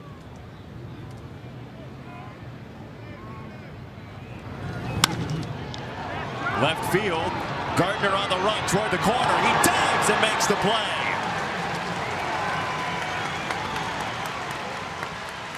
That might have been a game saver for the Yankees. That's a terrific play because that ball is slicing away from Brett Gardner. He came over toward the line at the last instant with a sliding, diving catch.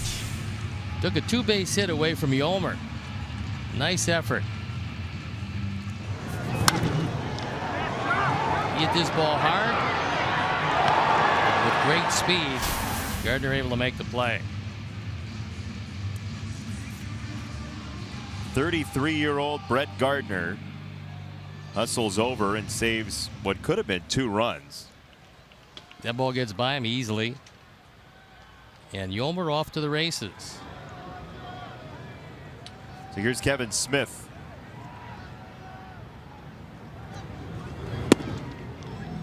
Strike 1. Kevin grounded out back to the mound, and Cessa, who made a nice play on the ball. And then Smith flied out to right in the 4th.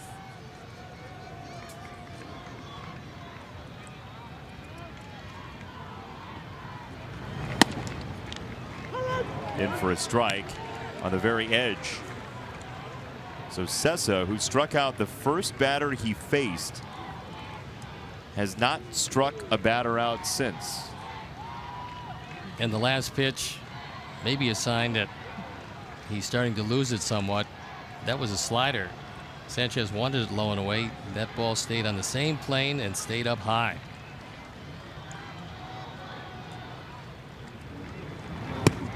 That one never had the zone. Ball and 2 strikes. Abreu at second, Frazier at first against Sessa.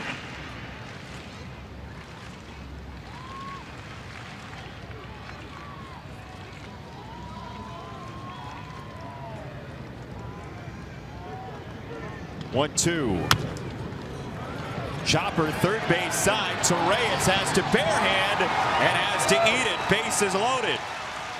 That's one of the things that a third base coach has, and that is communicating to the base runner that the ball is still in the infield. Because as Jose came around, and Nick did a nice job of, you have to get in the sight line of the base runner and point to the bag, letting him know that pitcher hasn't made a throw. In this case, the third baseman hasn't made a throw. So he realizes there's no play at first. Gregorius is coming to third base along with Jose. And Nick Capper right here is telling him stay on the bag because Gregorius is right there.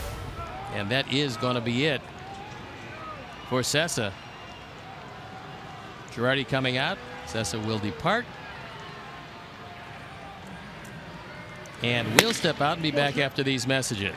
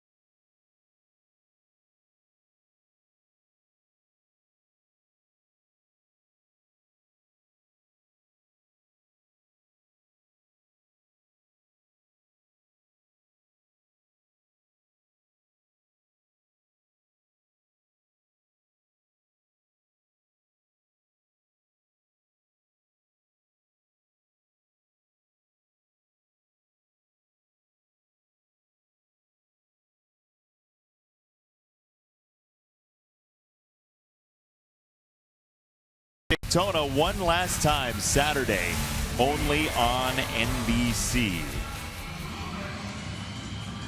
Now our Hyundai call to the pen is Chasen Shreve. Third time in the series for the left-hander, on for the 22nd time overall. He's been good. His ERA at 2.95.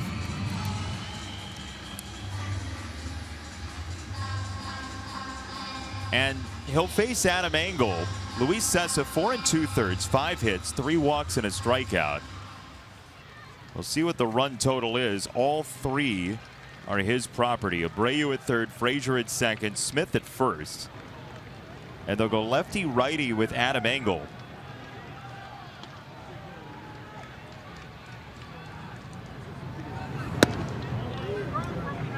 There's ball 1. That one a good call by John Libka. That ball was off the corner. And we've seen Adam with a pretty good eye.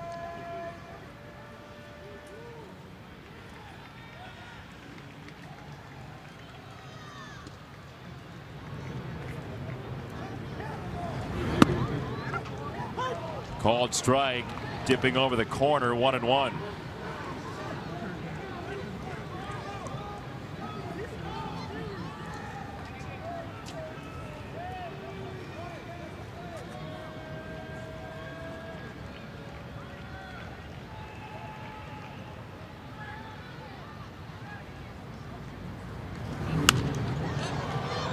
In the air, first base side, and off the dugout.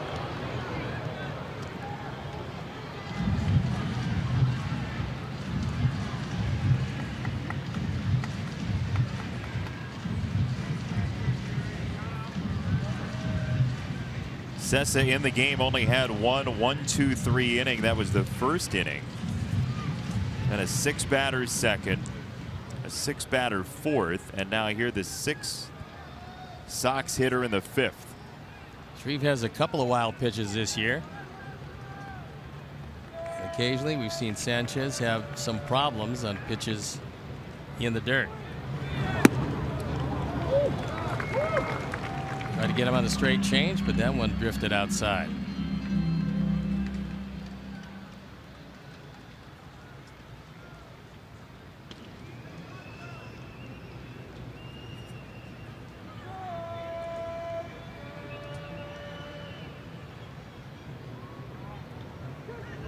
Two balls, 2 strikes.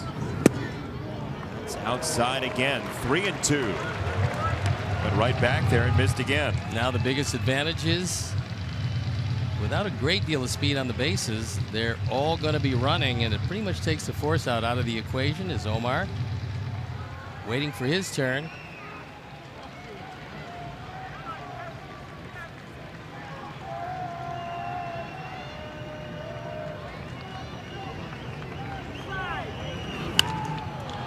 Angle in the air, first base side again, foul territory, and that'll do it. Romine squeezes out number 3, so Shreve does the job. Sox leave him loaded, still lead 4-2 after 5.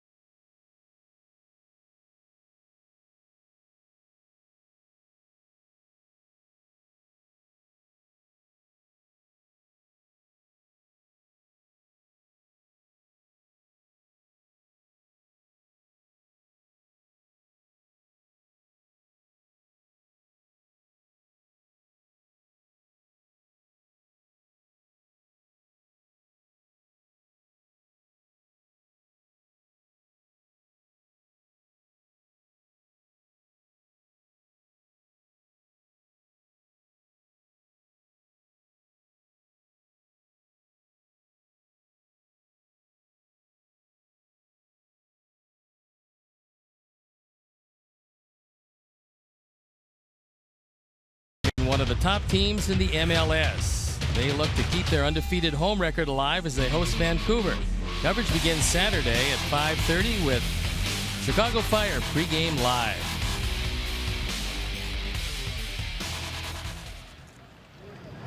Time to stretch, but not in the 7th inning. You can have an early stretch today, and we won't begrudge you. The young man probably needs it.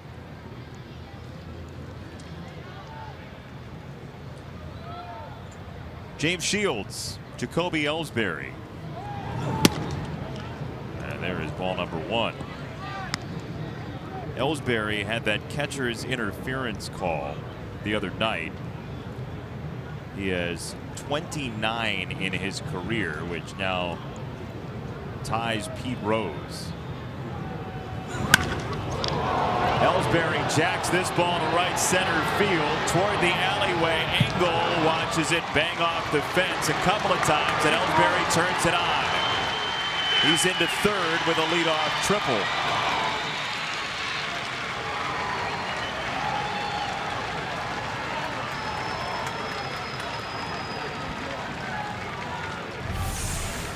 Ellsbury hit this one a long way, but it stayed in the ballpark just barely.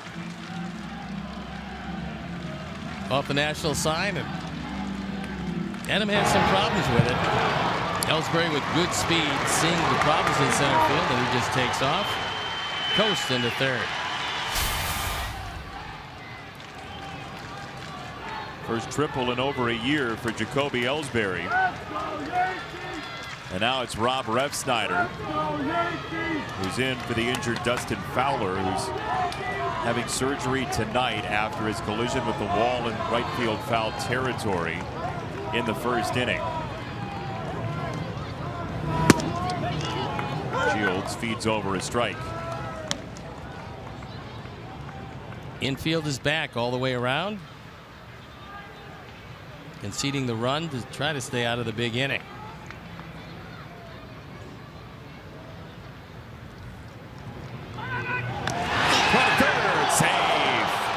A well-timed play. Everything went very well with it, except the call by Hunter Wendelstedt. Todd thought he had him.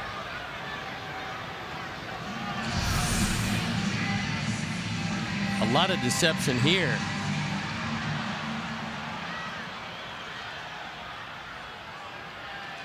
We'll take another look. Ball beats him, but apparently the right hand got in ahead of the tag. Joe McEwing went to the phone and no signal on the review. So Shields will have to throw for Refsnyder. Excellent timing on that pickoff. Todd Frazier, James Shields, nice job of it. Popped it up on 0-1. Omar behind the plate. Does not have a play.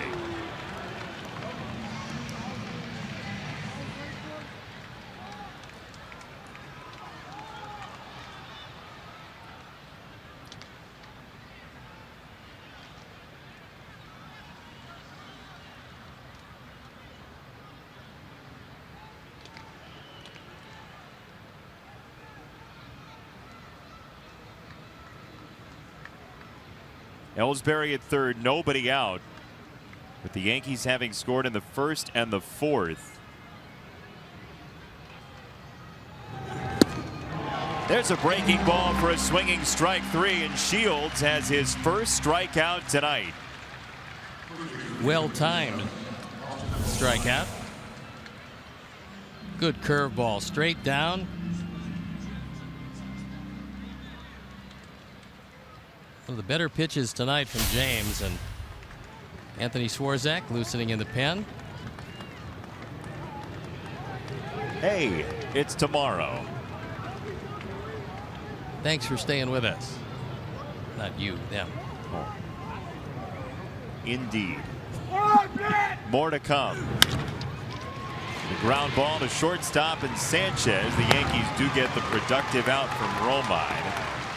And now 4-3 is your score. We told you we'd give out a second prize for the most creative Sox math answer. And Lisa took her Hawk alarm clock and circled the 6. Hawk says bedtime and 6, yes. It's pretty creative. It's well done by Lisa. Congratulations. Why don't we give her a Hawk clock? She already has one. Oh. And we don't have one. Well, there's that too. Maybe the mystery baseball is a Hawk alarm clock.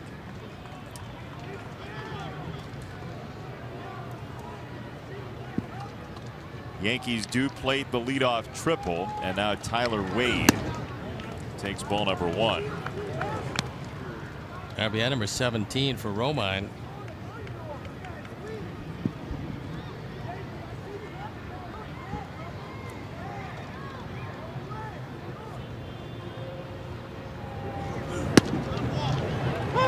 Shields fishes out the corner, 1 ball and 1 strike. That's been a great pitch for James his entire career. There's a lot of guys throw a cutter, but he's able to throw his cutter to both sides of the plate. The one outside to a left-hander they call the backdoor cutter. Good sharp breaking ball, 1 and 2. Throwing his 2 best curveballs of the night right here. One to strike out Refsnyder, and that one down and into Wade.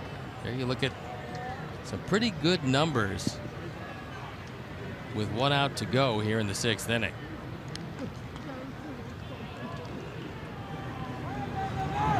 It's an arching breaking ball for strike 3. First one looked kind of like a slider. That one was 12-6. And Shields for strike 3.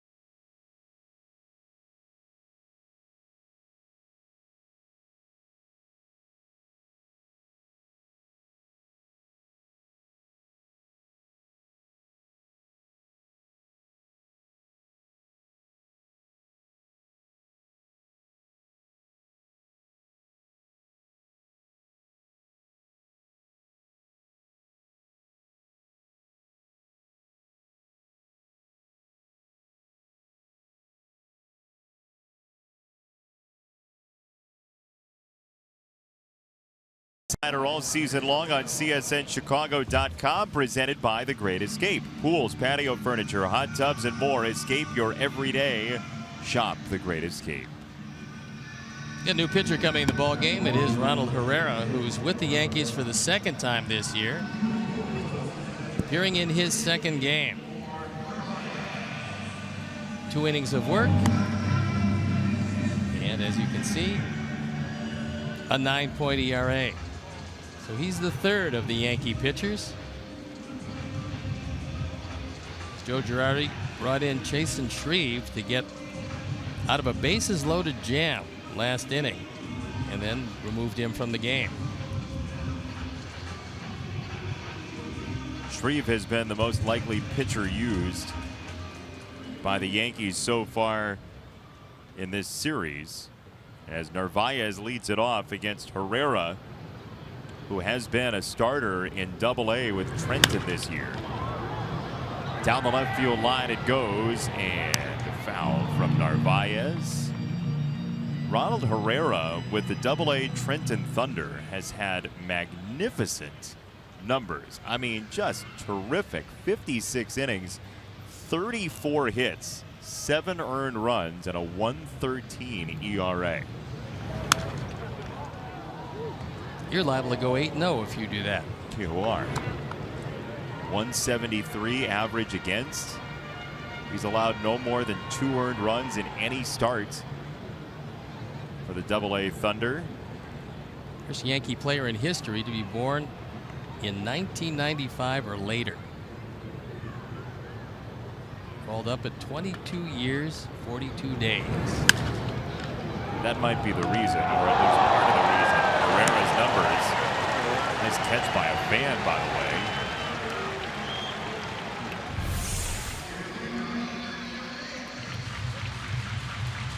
A lot of folks have stayed around, and if you bring your glove to the park, it pays dividends for you. I like the look, like bring it. Oh, yeah. Come on. I'm here. I got the glove. 1-2 on Omar, but the Double-A team for the Yankees came into the night 50-28. That's pretty good. They're down a guy, though, because he's here.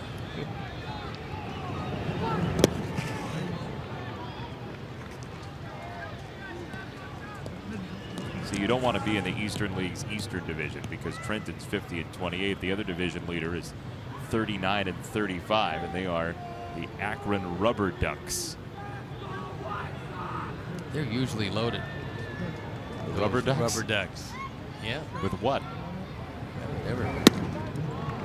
3-2 on Omar. Herrera came over from the Padres November 11th of 2015.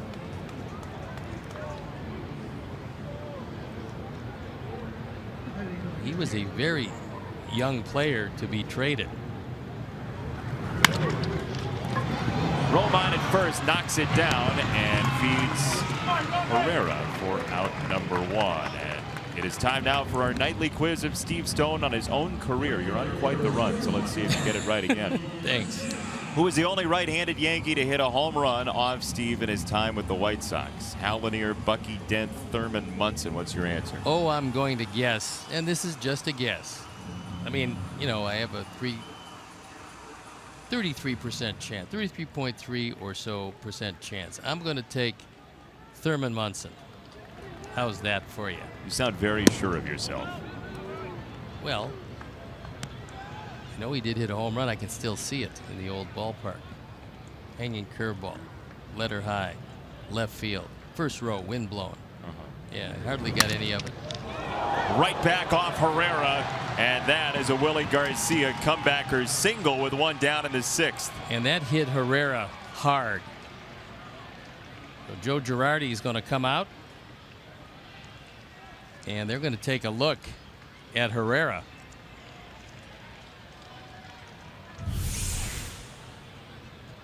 We'll take another look as Willie, who had doubled in a couple of runs last at bat, hits Herrera right in the calf, right behind his right knee.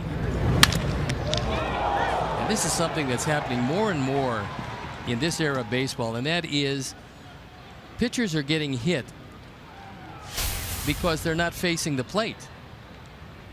We do know one thing: if you're not looking at where the ball's coming from, it's impossible to field it. And you have a whole lot of guys falling off the mound to the glove side. In the case of a right-hander, falling off the mound to the first base side. They're completely incapable of making a defensive play. And this one got a good piece of that calf, but because it hit all muscle and no bone,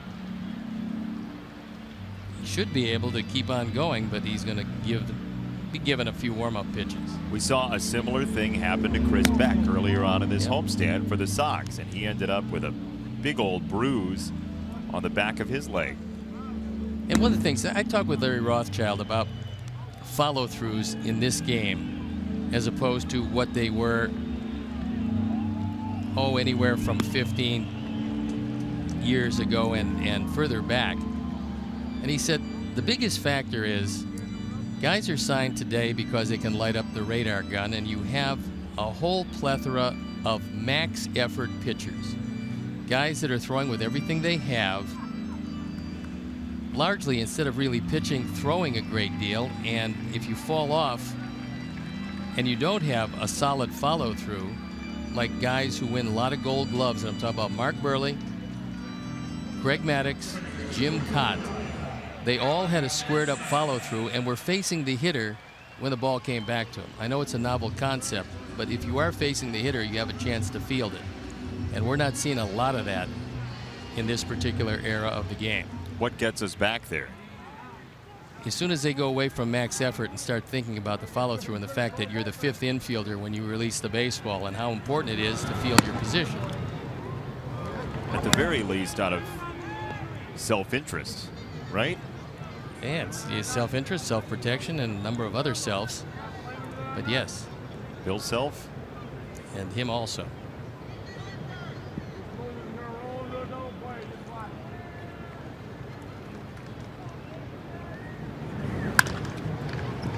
Foul at first by Hansen. We were talking about the Chris Beck injury on Sunday.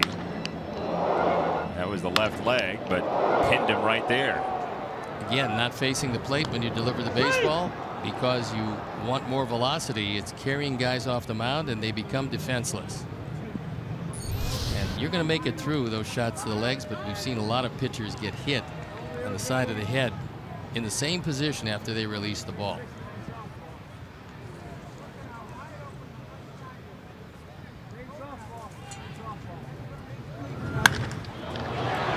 Down the right field side from Hansen to the corner. And foul. That one hugged the line for a while, stayed fair for a while. That young man has got a souvenir and what just missed being a 2-run homer.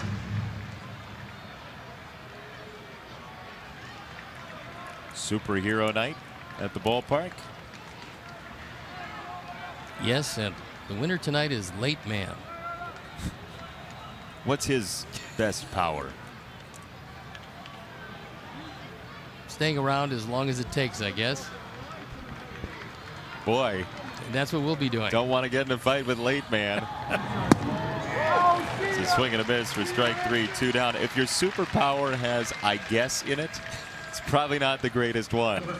Here's your sticks and stone answer for you. Is Steve right again? Yes, oh my goodness. I can still see it. Rolling breaking ball. Why'd you throw it to him? I didn't expect it to roll. Thought it would break, fool that I was. It didn't. He hit it.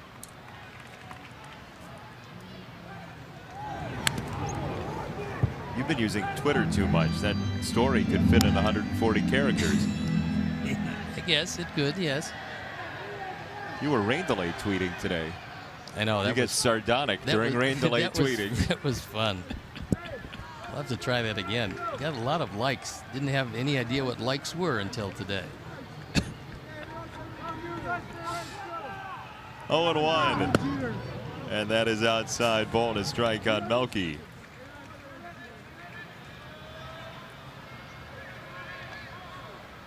We're not yet officially the only game in town. Dodgers and Angels are still plugging away.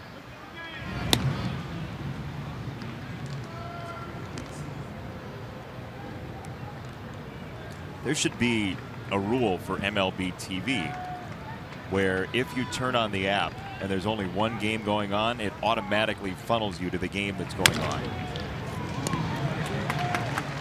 We'll talk about that with the tech people coming up after this. Melky grounds out. 4-3 is your score. We'll take a trip around MLB after this.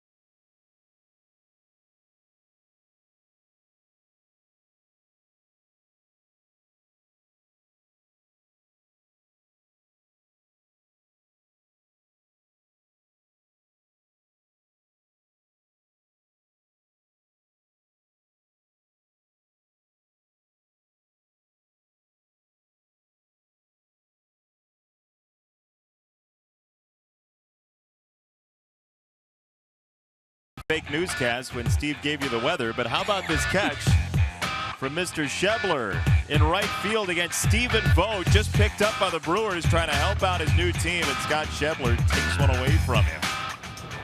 That was really a great catch. Many times it's debatable whether it would go out of the park or not. That ball was out of the park. Schebler brought it back. So on to the 7th. James Shields has the lead. And he will face Ronald Torreyes first. Well, the Sox bullpen is not exactly underworked right now. So everything that the Shields can give the Sox, they will take, considering Petrichko went on the DL earlier today with some elbow soreness. Juan Minaya is back up, and Todd Frazier from the line avoids a near collision between Abreu and Torreyes. When a first baseman shifts like Abreu did for the base runner, he's looking at it going, if he's shifting there, the ball and I are going to arrive at the same place at the same time. That didn't make Torreyes too comfortable here as Abreu shifts and Torreyes goes, ooh, have to avoid the head burger. Don't mind. 0 for 1. Don't want to get hit. And that will be it for James Shields tonight. He goes 6 1/3, and he leaves with the lead. The Sox bullpen takes over. Dan Jennings on his way in a 1-run game. We'll be back after this.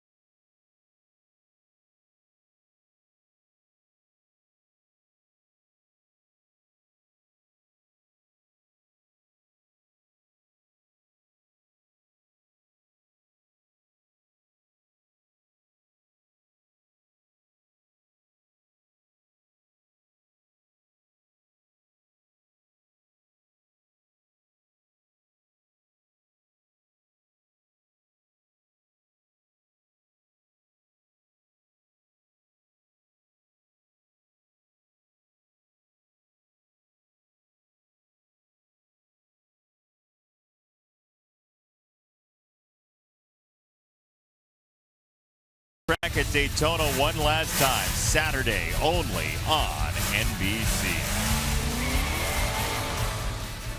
Our Hyundai call to the pen is Dan Jennings. We talked about the fact that he had 37 appearances. This is his 38th. He's 3-1, his ERA, a touch above 4. Comes over with nobody on base and 1 out here in the 7th. So James Shields goes 6 1/3. He gives up 5 hits, and he is in line for the victory. 3 runs, 2 earned, 3 walks, 2 strikeouts for Shields tonight. So Dan Jennings gets a lefty compatriot back in the bullpen and promptly comes into the game to throw a breaking strike 1 to Brett Gardner. Good outing by James, and he did exactly what Don Cooper and Rick Renteria wanted him to do. Take the game into the 7th inning. So he left 8 outs to cover, and the pen's still up and going. Likely Dan Jennings in for just 1 hitter. 1 uncomfortable hitter so far. Gardner pinwheels at strike 2. At 0 for 4. Looks a lot like his 100-point negative split against left-handers this year in batting average. 172 to 274 coming in. And there's no reason to throw a waste pitch here. Just throw 1 more slider and get it close. Swing and a miss. Strike 3. There it was. 2 down.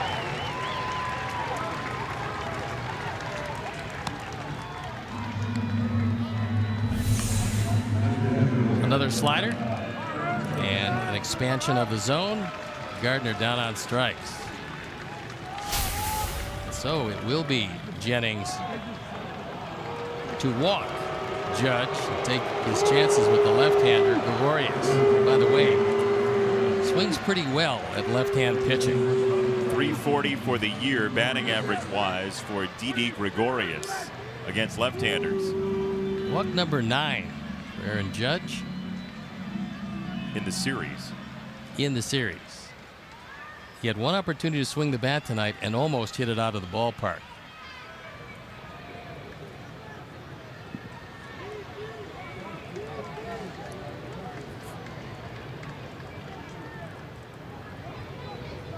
Didi Gregorius, lefty. And a ground ball to first. Abreu stops the bag for out number 3. Dan Jennings did exactly what you want a lefty to do. He got 2 lefties out, and the inning's over. 4-3 at stretch time.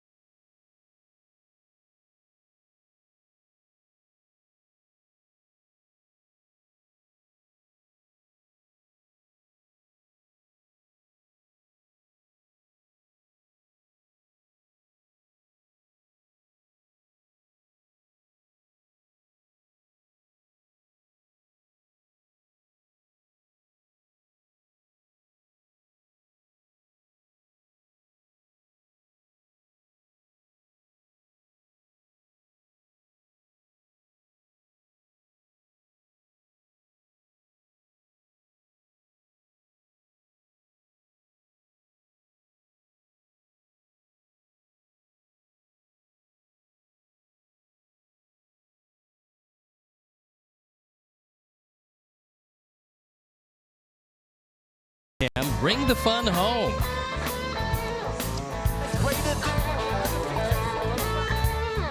A lot of fans stuck around tonight through the 2-hour, 50-minute rain delay. Bruce Wayne was here. Is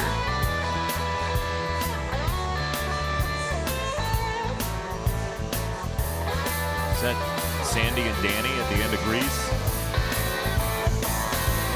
They were getting a bit wet as they danced through the rain delay. And Tyler Clippard comes in the ball game on for the 36th time. 1-4, an ERA of 4.70. We saw him in this series. He came in the Severino game, which was the second game of the series. He had that long at bat with Matt Davidson when he struck Matt out to end the 8th inning with the bases loaded. It was interesting talking to Matt about that at bat. He said, yeah, it was a great changeup that ended the at bat, but Matt felt like there were a couple pitches that he missed over the course of that sequence that might have been able to be the breakthrough pitches. Well, he really battled them. I mean, that was a terrific battle between Clippard and Matt Davidson. Won by Clippard, 3-2, bases loaded, straight change. That's going to get a few of them. Especially because the 2-2 pitch, he threw him a change as well. That was inside. Tyler Clippard, the changeup is the pitch. For his career, he's thrown it about 30% of the time. And there it was.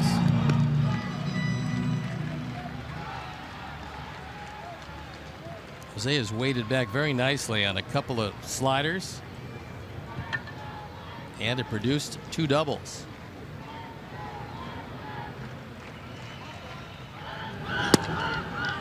Down the chute, strike 1.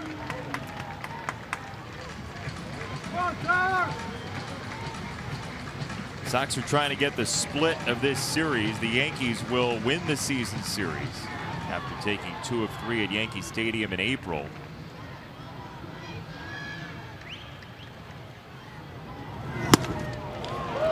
Three and 2.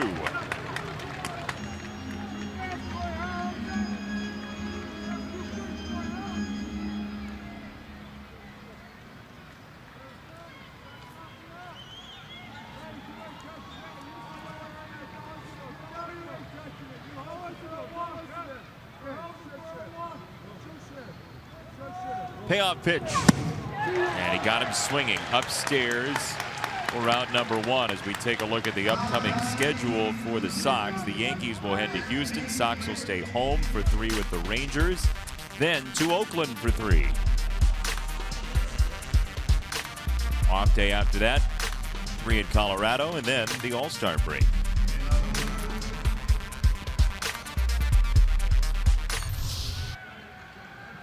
Todd has not seen many in the zone tonight, and it produced a couple of walks in 3 at-bats. It's just the 3rd strike he's seen all game, and his hat needs to go back on his head. He was so surprised that it was in the zone, he aired it out on the swing and lost the batting helmet.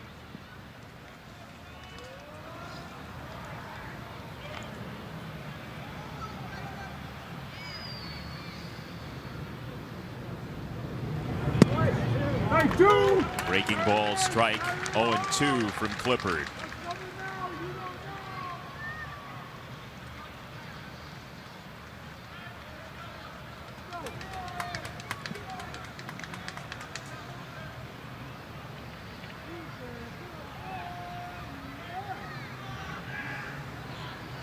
Oh, and 2. The dirt. Yankees in the 8th will bring up Sanchez, Ellsbury, and Refsnyder. To have the day off, but Joe Girardi's starting right fielder Dustin Fowler was injured in the 1st inning trying to track down a foul ball. A rupture of his patella tendon, his right leg. Took a while to stabilize the leg, get him up off the field. He left on a cart and had surgery tonight, so all the best to Dustin Fowler after his major league debut ended in injury. And the tough part about it was his parents, who couldn't get in tonight, were going to fly and meet him in Houston. Now, as they know, much to their chagrin, he will not be in Houston. Just an awful ending to what was supposed to be a memorable night for Fowler. Called strike 3. Frazier does not like the call.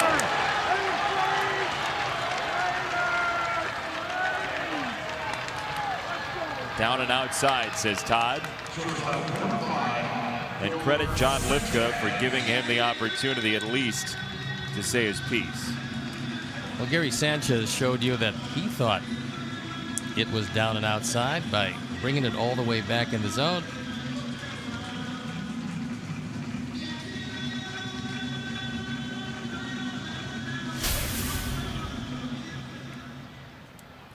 Todd's less than pleased.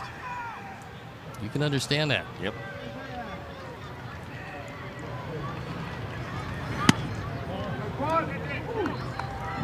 But after seeing a couple of quick hooks on arguments during this homestand and the prior one, it's nice to see Frazier at least get the rope to say what he wanted to say as he was going back to the dugout. Change up for a strike. Clippard just nips the zone.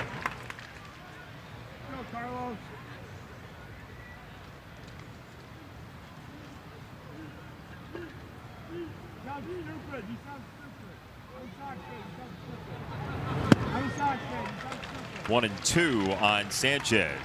Two of the better changeups that Clippard has thrown. Both of them in almost the identical spot, low and away, and both good pitches.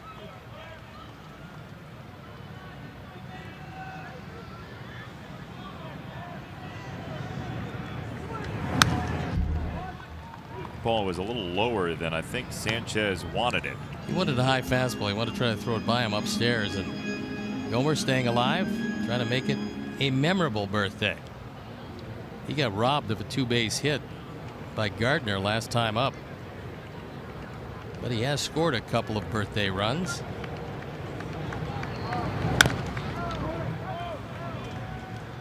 Still 1 and 2 on Sanchez, who turned 25 today. It's his first birthday as Yolmer, though, officially in a baseball uniform. He was Carlos previously, although Yolmer is his given name. Yolmer's had a pretty good year. Better than the years Carlos had.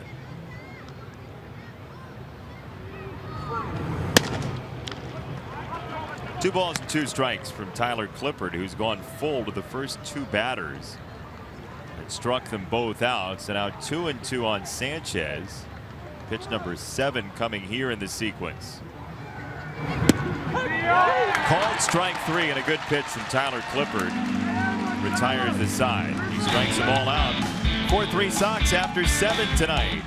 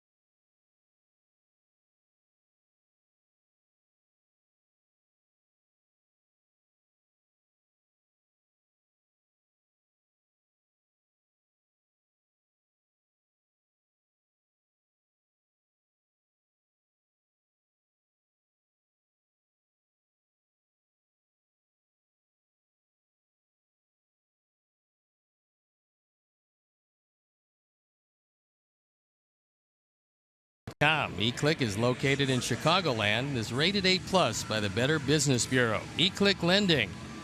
Boom. Your mortgage just happened. Have to keep them guessing on the boom and the volume. I thought we were just after curfew for booms.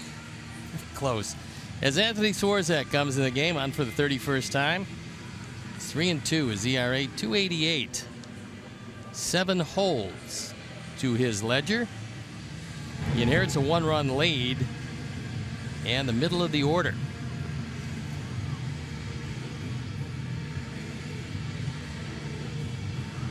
Swarzak last 3 outings has not been scored upon. That is 12-30 face. They've gone the distance, however.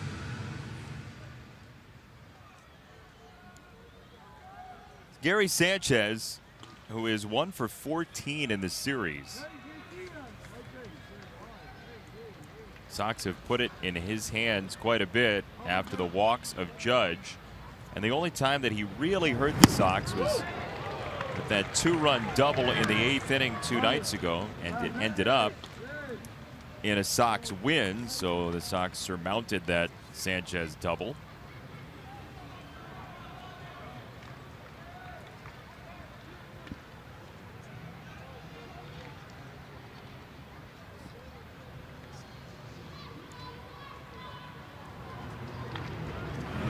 It is superhero night here at the ballpark. There's a lot of guys who don't think that big biceps help a pitcher, but Anthony Swarzak, not one of those guys. That was what he looked like as a green bodybuilder. The Incredible Hulk meets Anthony Swarzak.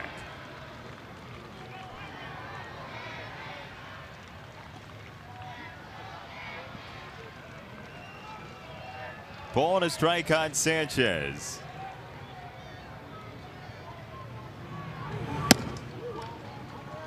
Two balls, 1 strike.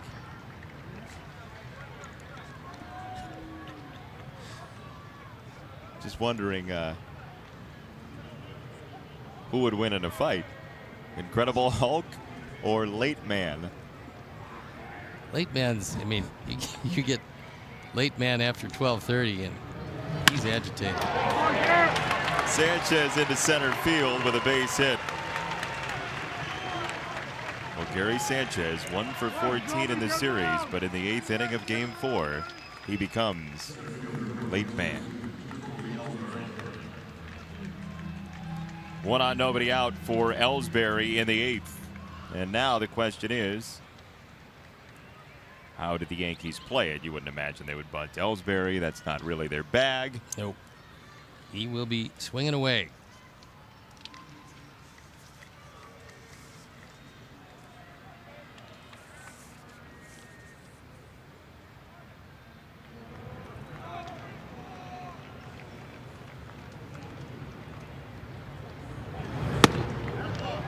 That one runs over the corner for a strike from Swarzak.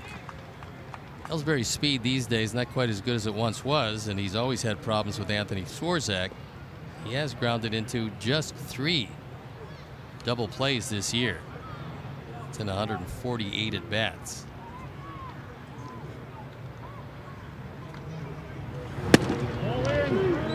Inside ball to strike. Yankees this year only have 8 sacrifices. The Astros are last in baseball with 5. The Rockies are first with 36. And as you'd imagine, the top 10 teams in baseball are all National League teams in terms of bunting. Not surprising. Not at all.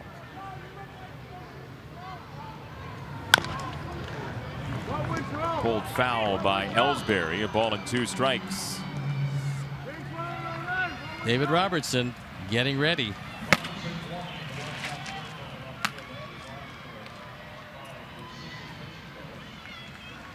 Chase Headley has grabbed a bat. He is on deck, likely to hit for Refsnyder. One way or the other, he's going to hit from his strong side, which is the left side.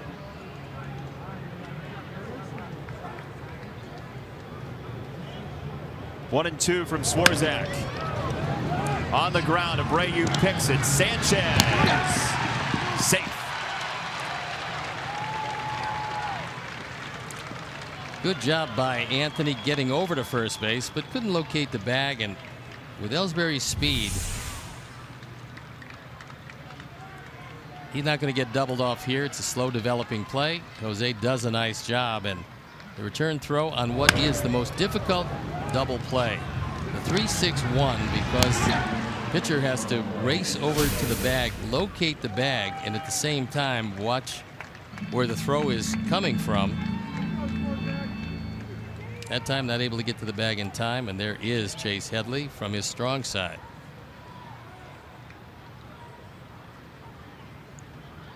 About 115 points better against right-handers than left-handers, and Headley pumps this one to the left side. Melky for out number 2. That was quick.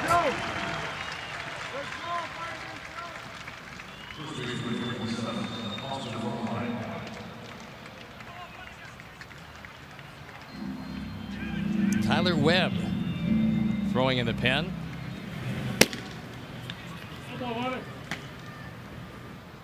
We saw him in last night's game. Adam Engel liked what he saw. He took him deep.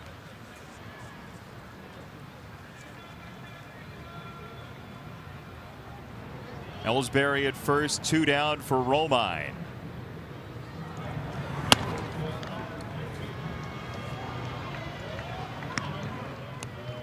That was the 5th pitch of the night for Tyler Webb that left the ballpark last night in the 9th inning. It was a game that had already been decided, but Adam Engel with his 2nd hit of the game. And Adam will bat second in the home 8th here tonight.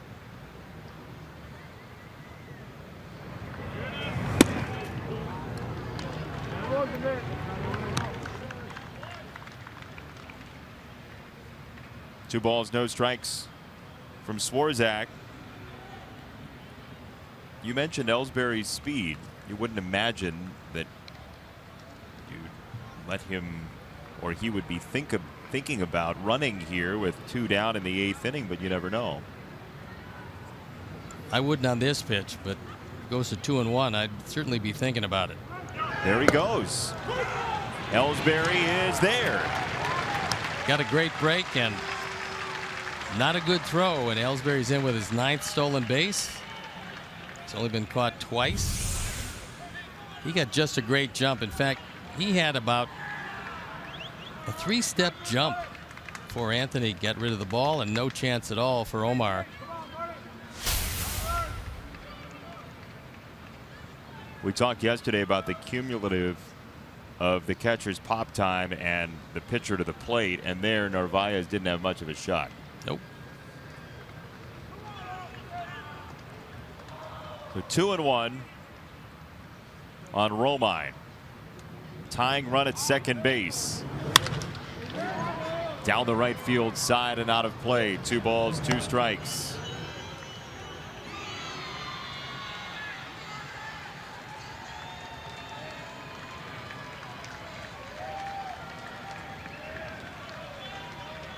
The only way the Sox would be able to avoid Aaron Judge is if they got the next 4 outs in a row. That's incentive. That would be really nice. 2-2 up high.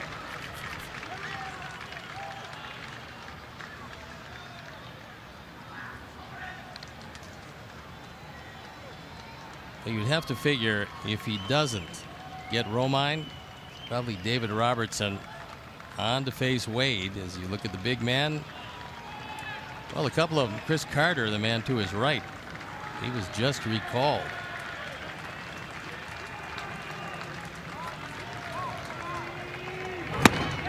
Strike 3 swinging.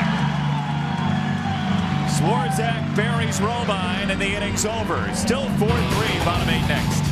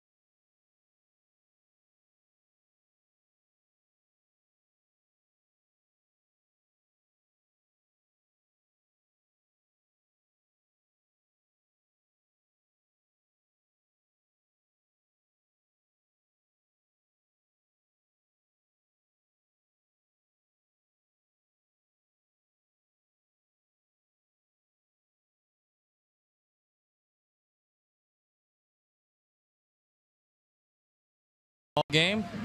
It's Tyler Webb on for the 4th time. We told you about his last appearance in this series. Comes in with a 2.70 ERA, 4 strikeouts and 3 1/3. And the Sox would dearly love one insurance run as Ronald Torreyes shifts to right field. Chase Headley stays in the game to play third. The Tyler Webb against Kevin Smith to open the 8th, and Smith rocks that pitch foul.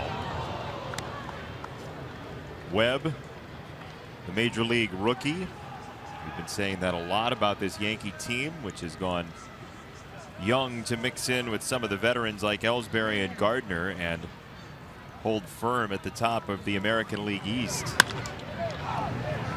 Look out, Daryl Boston. That almost got a piece of Daryl, but he showed some fancy footwork and got out of the way.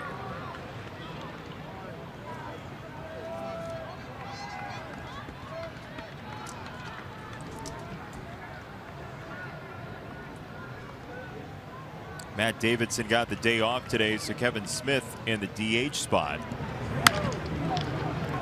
There's a bleeder to shortstop, Didi Gregorius. Later today, the White Sox open up a series versus the Rangers. Coverage begins at 7 on CSN, or stream the game live on NBC Sports app or at csnchicago.com. That is coming up in, I'll say 18 hours or so. Just around the corner. Huh. Here's Adam Engel. To right field, to Reyes. Moved over there as out number 2. Let's do a little advanced scouting before the Rangers come in. And Texas right now is 14.5 back in the AL West. John Daniels says for the first time starting to get a full look at the Rangers. Never got to see it spring training because of the World Baseball Classic and the injuries, and there's reason to believe, but that belief probably only leads down the wild card path, right? That's the only path, because Houston just too strong in every aspect of the game. 13.5 game lead, the Rangers 14.5 back, and yes, they could conceivably turn it on and get there, but Houston just too good. They've assembled quite a baseball team. When you evaluate every aspect of the game, the Astros are right there among baseball's best, and George Springer is really having a year. We've got a 3.86 ERA. That's third best in Major League Baseball. They have a 283 batting average. That is number 1 in Major League Baseball. On base percentage 349 is the best, and the slugging percentage of 484 is the best in baseball. They also have some really good speed up and down that batting order.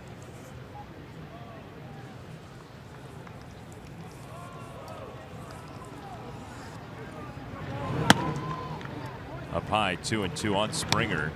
15 doubles, 24 homers before today started, before that 6-1 win over the A's, or yesterday started.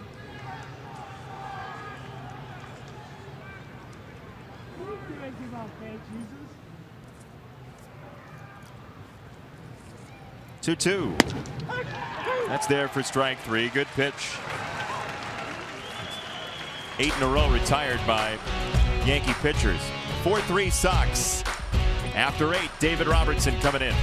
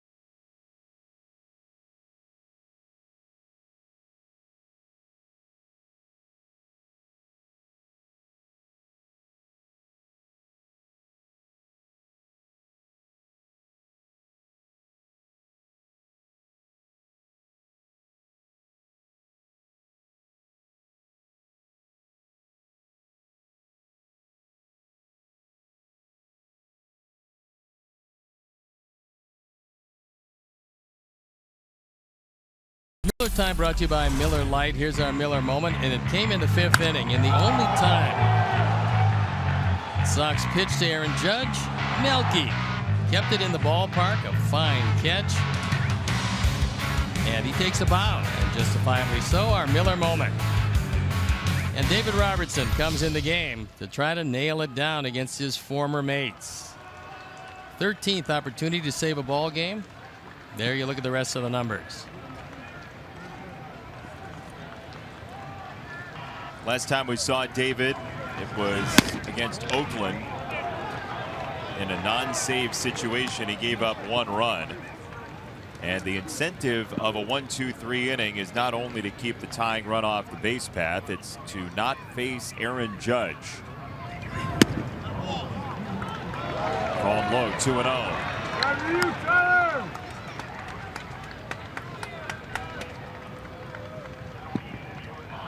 Tyler Wade, the rookie for the Yankees, 1 for 3. Fastball behind it, 2-1.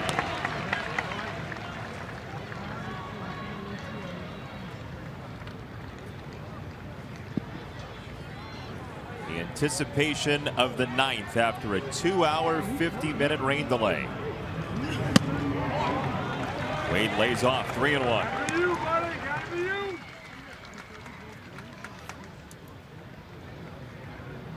Big gap in right center. Adam Engel a couple steps to the left of center. Challenged him. Wade makes it 3-2.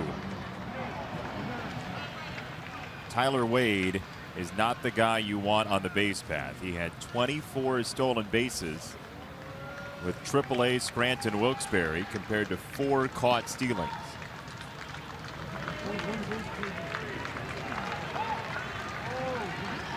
Three and 2. Wade in the air to left center field. Engel is back at the warning track, and there's enough room. 1 down.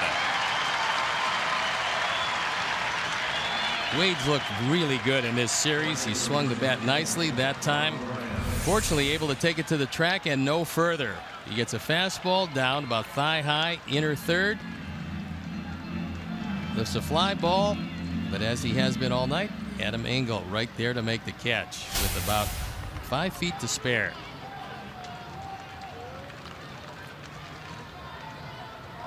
One down, Torreyes the batter.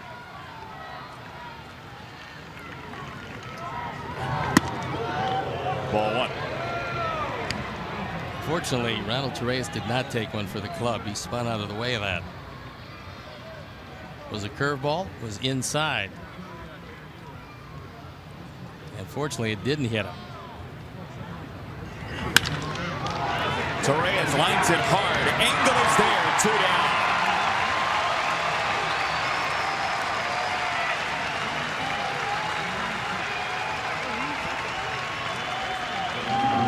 So the game is in the hands of Brett Gardner with Aaron Judge looming.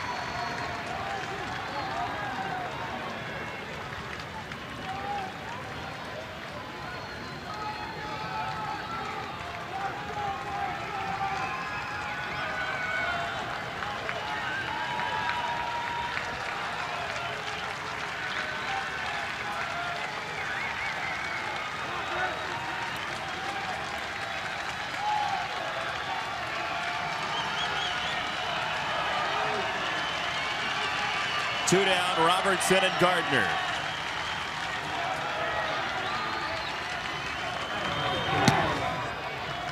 If you were deciding on the more lucrative career, you'd probably choose Judge. But if you're deciding on the guy you want for out number 3, it's likely Gardner. Gardner is still dangerous. 14 home runs this year. And he's got speed to go with it. So be a fitting way to end it and leave Judge in the on-deck circle for next year. That's a strike, 1-1.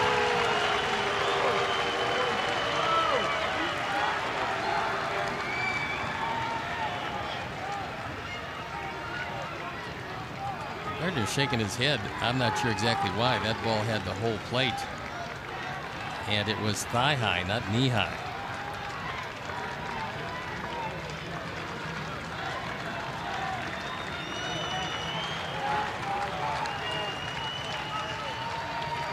One and one. Gardner slices the ball to center field, and Aaron Judge will bat in the 9th inning with 2 down.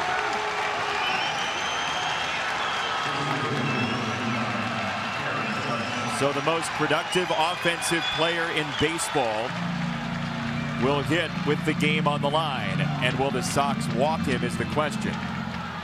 No. You pitch to him, take your chances. And this is fitting that with the game on the line, you'd have their best against the former Yankee and Sox closer, David Robertson.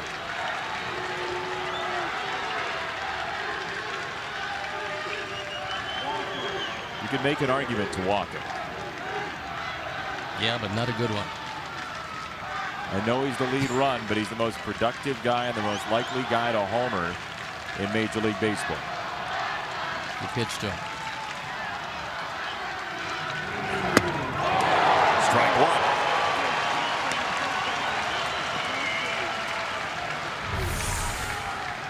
He was a little tardy on this swing.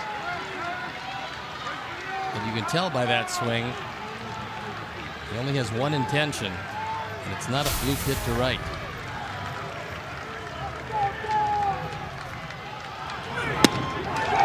Strike two.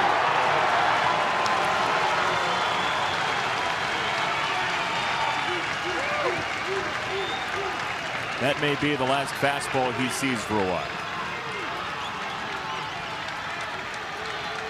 You don't agree?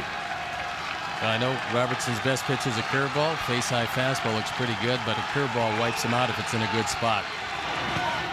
Checked his swing on a ball in the dirt. Omar wanted the appeal. Alan Porter says nope. He did not go. Breaking ball in the dirt, and he did check it up.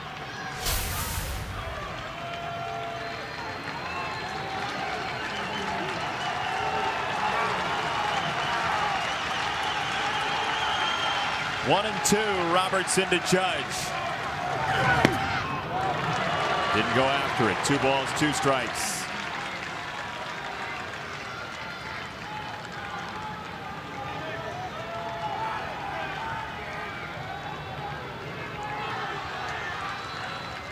Two and two. Now where? Another curveball, but I would go. Fastball fouled back. That was right down the middle. Split the plate in half. But he beat him on the first fastball, and that time he couldn't square it up. That's a high five that went awry.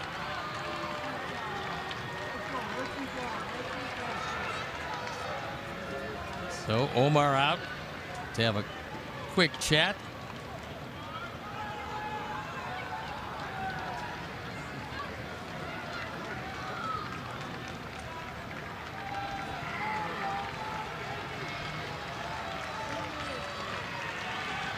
Two and two.